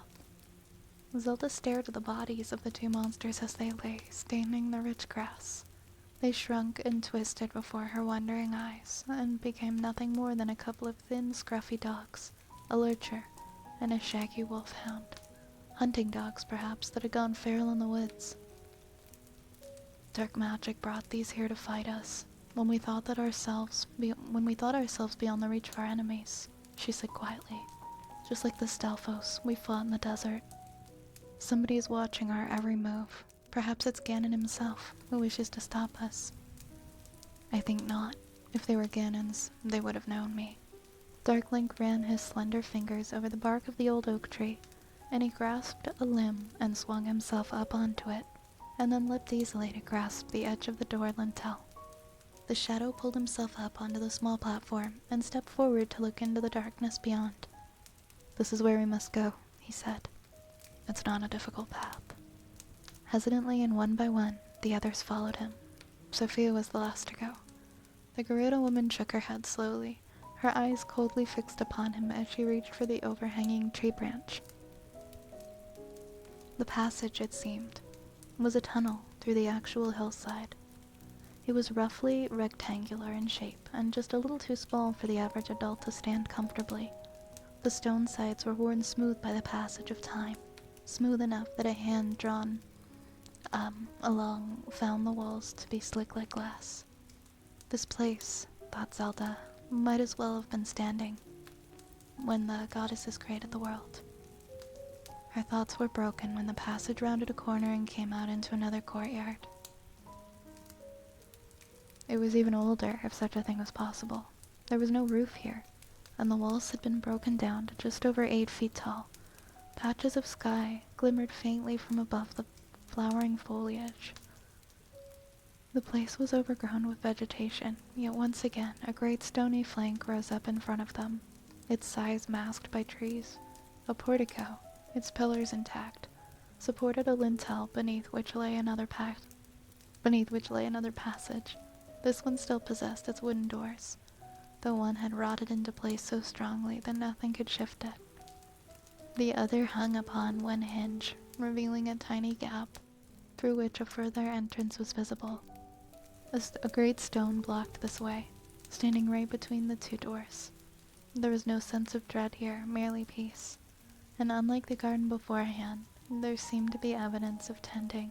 A pile of uprooted weeds in a corner bore witness to that, as did the shovel leaning against the wall nearby, its blade still covered with moist black soil. Someone was sitting upon a tree stump near the open door. The figure, muffled in a heavy, shapeless garment of patched brown wool, had its head lowered as if asleep. Link glanced at his shadowy other half in slight anxiety. "Another guardian?" he asked in a soft whisper. The figure heard him and then lifted its head. A long, twisting white beard was revealed, and the old man got to his feet, and they saw that it almost reached to his knees. Not that those were very far away, for his height in total could not have been more than 5 feet. He was very old and slightly plump, yet seemed up sprightly and strong enough for his age. In contrast to the long beard upon his chin, his head was entirely bald, and his pointed ears seemed the larger and the more comical for it. "There you are at last," he said, sounding not at all surprised. Zelda stepped forward, feeling instantly trusting of this gentle old man. "You're expecting us?" she asked politely. I've been waiting a long time for you," he responded, inclining his head gravely. The others glanced at each other, half smiling, half nervous. How long was a long time? Looking at the length of his beard, the old man coughed slightly. "Allow me to introduce myself. I am Greenfinger." His eyes twinkled as he held his hands out for inspection. Aside from being gnarled and well-used tools of a master gardener, they were indeed a bright and lively green. "I take care of this place as much as in my power. Are you here to fill in for the children?" "What children?" Sophia asked. "The children who used to help me tend the garden," Greenfinger explained. "They haven't come here for a long while, and I thought maybe you'd come to help instead of them, but I suppose since you don't have any gardening tools. Still, I have some spares I can lend you. Won't you help me trim the roses?" Dirkling hissed in irritation. "We waste time," he reminded Zelda. "Why should we wish to waste our time helping you? We're here on our own business, now stand aside. We must enter the temple of the forest." Greenfinger smiled, not at all put out by the shadow's sharp tone. "But you can't," he said mildly. "It's blocked off. Not even a Goron could move that stone now." He gestured towards the boulder blocking the doorway. "There's really no way you can get through," the old gardener said. "So why not sit down for a while and take the weight off your feet? It's really quite pleasant when the sun comes out." "I'll have a look." Sophia strode forward to examine the rock, walking around it as far as she could. She knelt and pulled some of the thick black soil away from the base, but found that the stone seemed embedded deeply into the ground. It was as tall as she, possibly more so, depending on how far down it went. Experimentally, she gave the stone a shove, but it was like pushing a mountain. "You see?" Greenfinger had turned to watch. Now, as she threw up her arms in defeat, he smiled and nodded gravely. "You can't get in yet. You might as well relax. What's all the rush about?" Zelda picked up on the yet. "Don't you mean that we have to wait before we can get in?" she asked eagerly. "Will the stone be moved soon?" "Depends on what you mean by soon," the old gardener countered. He took hold of her arm with his green fingers and gently pulled her towards the stone. "Look here and I'll show you." Hesitantly, Zelda went with him. The others hung around behind, each curious to see what he had to show. Even Dark Link. Greenfinger knelt beside the stone with some stiffness. muttering about aching bones, and pointed to the shadow, or pointed to something on the ground. The princess frowned and bent close to make it out. Half hidden in the long grass was a tiny sapling, growing in the shadow of the stone. It was an aspen, newly sprouted in the endless spring of the forest. Greenfinger pulled some of the grass away from around the tiny tree, revealing it for the others. "You see this little shoot?" he said. "Soon it will grow into a beautiful tall aspen, and then its roots will push the boulder aside." He smiled gently. "It's all a matter of waiting." "We can't wait that long," Link exploded. Greenfinger shrugged and smiled. "If you have a better idea, why not help me in the garden while you're waiting? It helps pass the time." It seemed surreal, so soon after the struggle with the wolf monsters, to be pulling up nettles and trimming bushes in a garden.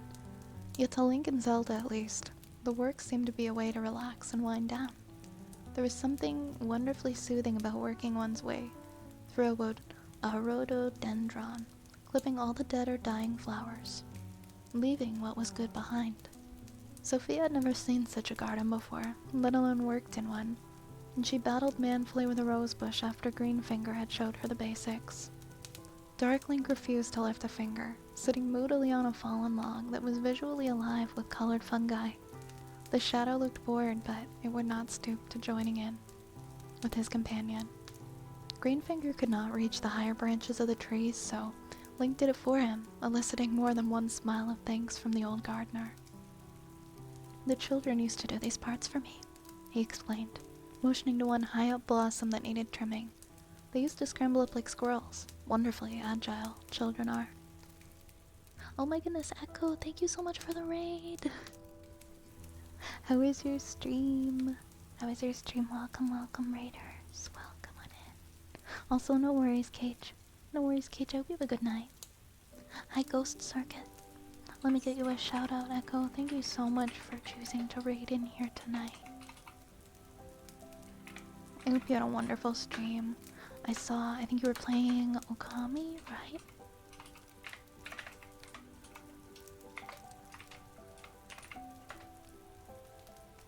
Here we go. Guys, please make sure to go and check out Echo and drop a follow. She's absolutely lovely. It was good. Played Okami and got pretty far. I'm glad to hear it. You're always playing something different. I love how you are with variety. You're always trying new games. It's so nice to hear that you had such a good stream. Also, if you guys do not know me, my name is Violet. I am an ASMR streamer, and I run an apothecary that is lovingly infested with rats. And I hope you enjoy your stay. I think that the next one will be the last for Okami. It's so fun. You think you're gonna beat it next time? I've heard good things about it. I have a friend who used to be really into that game.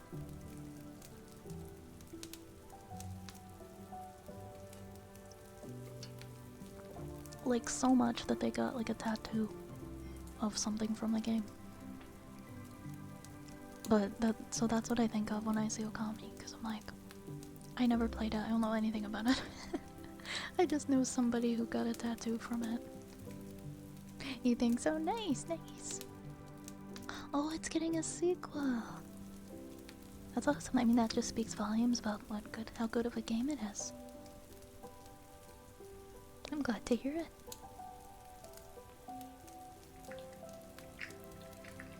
Also, if you have to go and get some rest, I know it's like quite late for you. So if you need to go rest at all, please make sure you do, okay? Make sure you're drinking water. Hey Nomad, how did my test go? Oh gosh, it did not go good. I had 3 attempts at my quiz, and my highest attempt was 60%, unfortunately. So I've been reviewing my organic chemistry notes. I did so bad. It was just a little quiz. It's not worth a lot of my final grade, but I did really bad. My highest attempt was 60, and I sat like for hours practicing it. So I don't know. I've actually like had my I have my organic chemistry lectures up when I'm streaming, and I kind of like when I'm doing triggers and I'm not chatting, I just kind of have my lectures playing in the background for me to hear in hopes that I will absorb some of it. I started doing that with like the lectures that I don't understand. Or like with the lectures for the subjects that I struggle with. I like put them up on my other monitor while I stream, and I just listen to them when I'm not actively chatting. I mean, it can't hurt, right? It can't hurt. Yeah, it's really hard.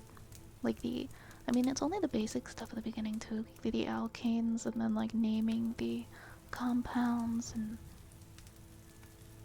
it got really hard. There were too many branches. There were too many branches. It's okay, we're only a few weeks in, so if I catch up soon, then hopefully there won't be too much damage done. Thank you for the encouragement, guys. Thank you so much.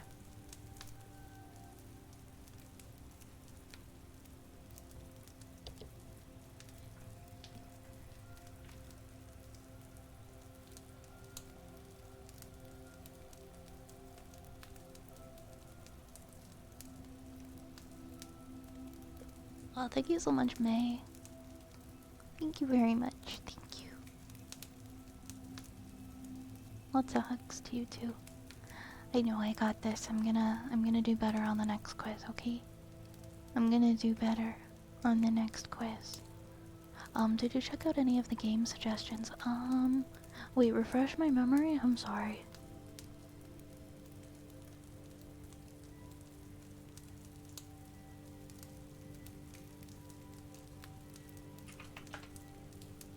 I've been all over the place. In mod chat. In mod chat, no, I have not done that yet, but thank you for the reminder. Also, thank you for sharing those. I did see them. I did see them.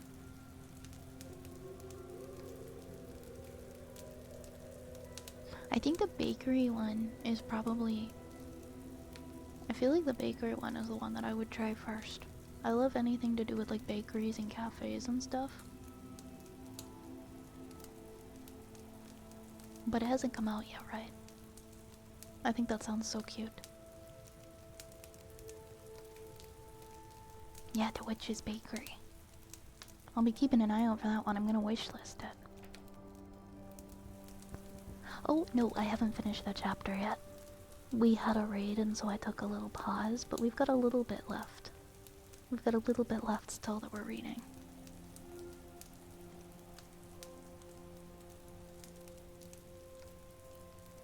Midori no Kaori, you own a cafe in the afterlife. Okay.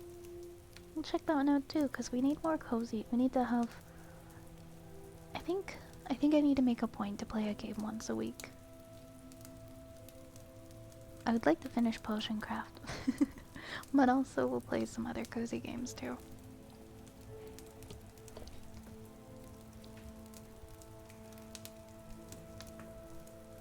Oh, thank you, Echo. I hope so. I hope I can do it.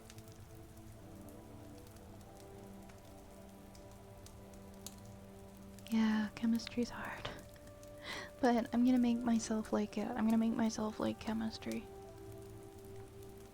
Alright, we'll finish our story, and then I think we have a couple more triggers in the readings list too. Then we'll see what time it is. What you need, the young warrior remarked, stretching up to his utmost to reach a dead branch, is a ladder. Then you could reach all the high ones. The old man laughed. What? Me go up a ladder at my age? Well, I suppose it might work. I'll have to think about it for a year or so. I wouldn't wait that long, or the garden will grow over you. Link tore down the branch, removing most of the dead wood. There, that's a lot neater. Greenfinger stood back and nodded approvingly. You seem to have a talent for gardening, young lad. Your fingers will be as green as mine if you keep it up. Blink quickly glanced at his hands to make sure they were not actually turning green, and the old man laughed again. His laugh was a pleasant, friendly sound that made Blink feel at home.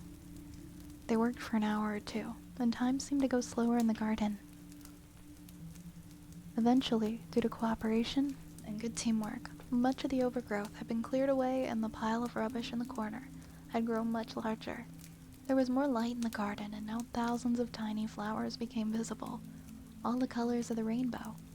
Assumably, they'd been there before, but it was only the sunlight falling upon them that made them visible. Much better, Greenfinger said, satisfied. Darklink looked around. If you're finished with this foolery, he said, irritated, perhaps we can either search for another way in or leave. Impatient, isn't he?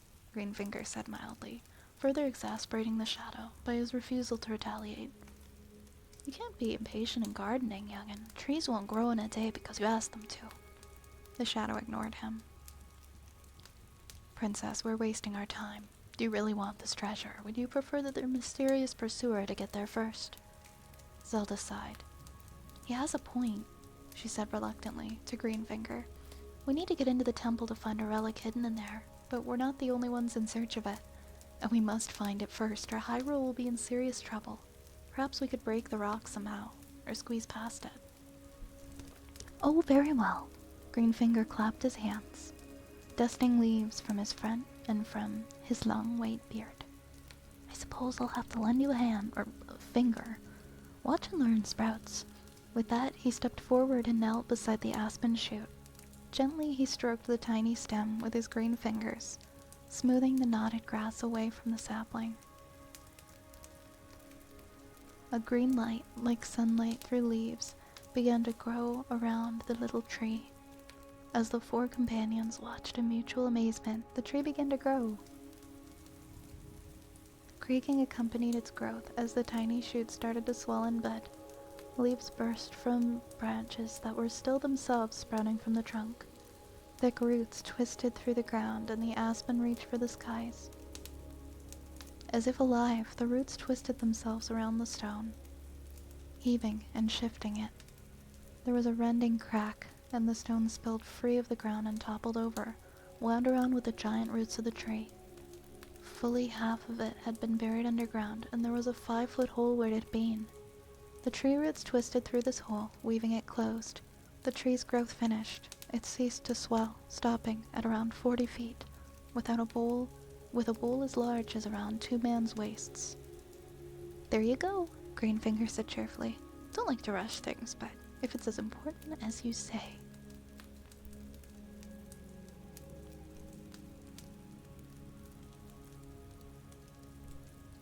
There we go. That is the end of chapter 20.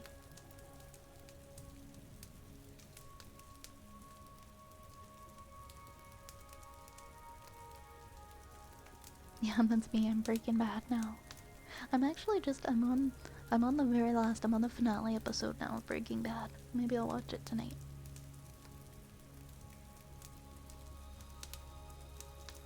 You should play Eureka. It had an update. Oh, and it's a Cozy Witch game too. Nice. Of course, Oz, of course. Let's see. Look this up. How do I feel about this? It's an exploration game with building and crafting elements. Ooh, this looks pretty.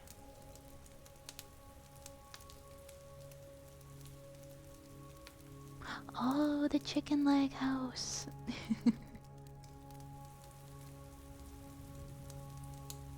This could be a fun one. I should make a little list. I should write down all the things that people have suggested.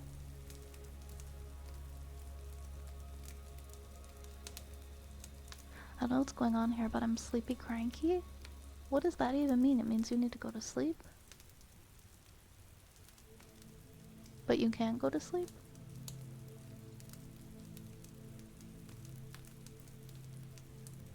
Alright, we have a couple of triggers left.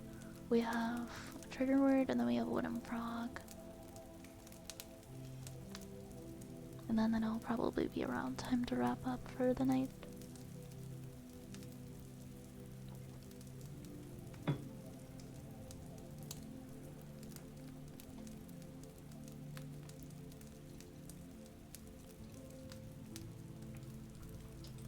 I'm hungry. I want chocolate.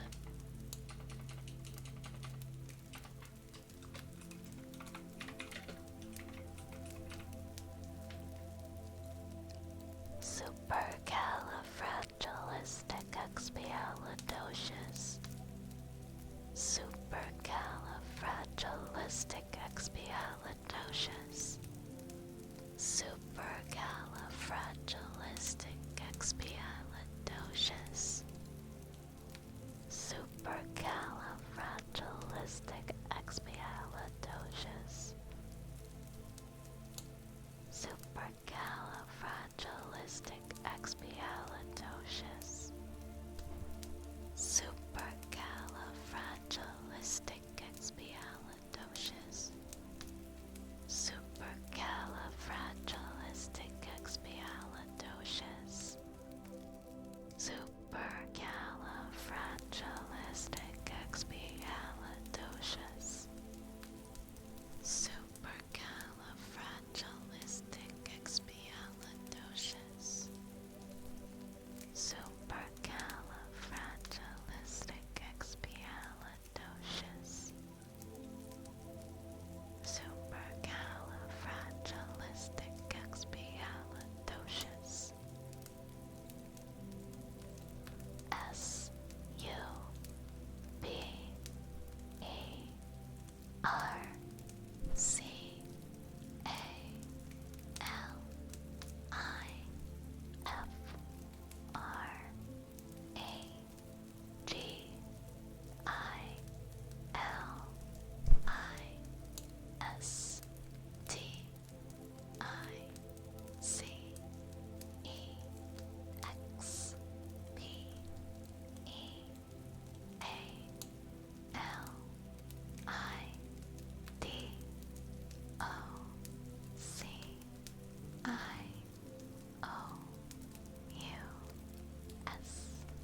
Supercalifragilisticexpialidocious.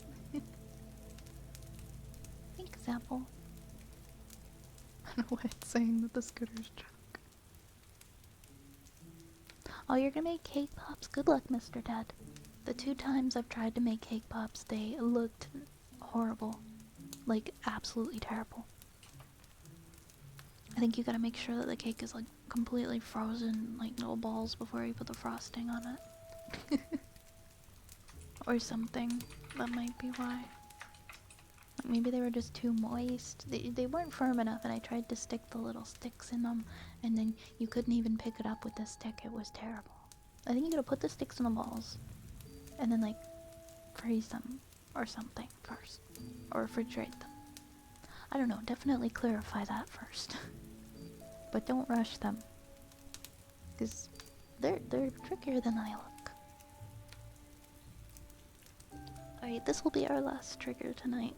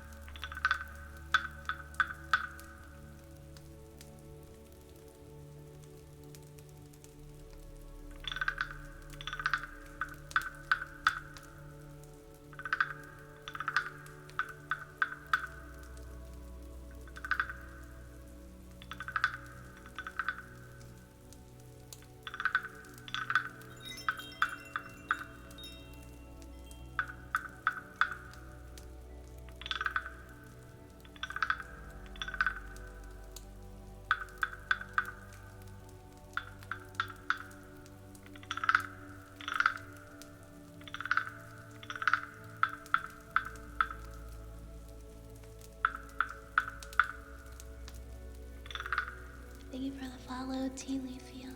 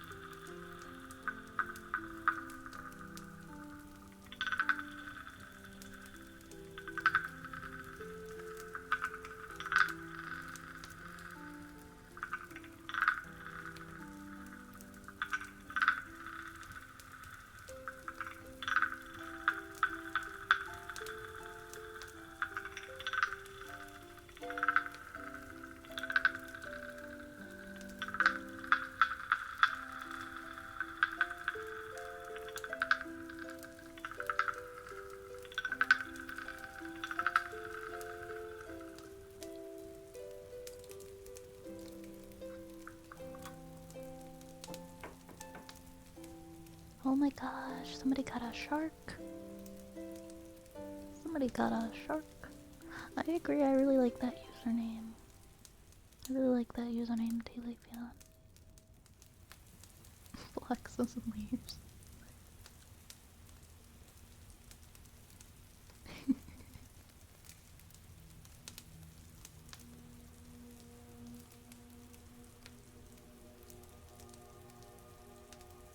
Oh yeah, weren't you gonna like fight a shark or something, right? So that's perfect.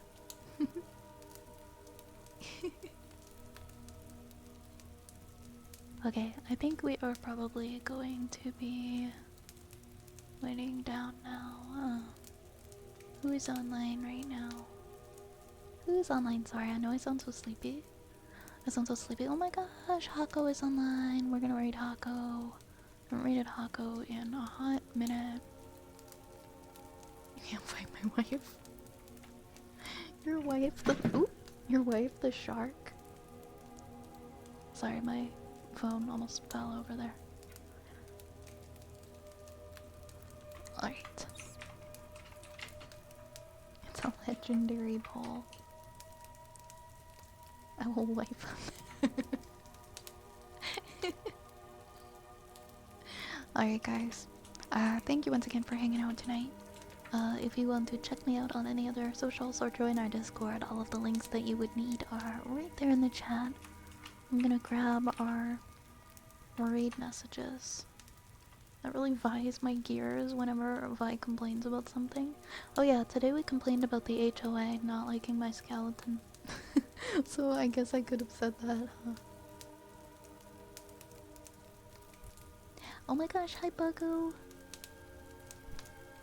I hope you're well. Good night everybody, good night my friends. Oops.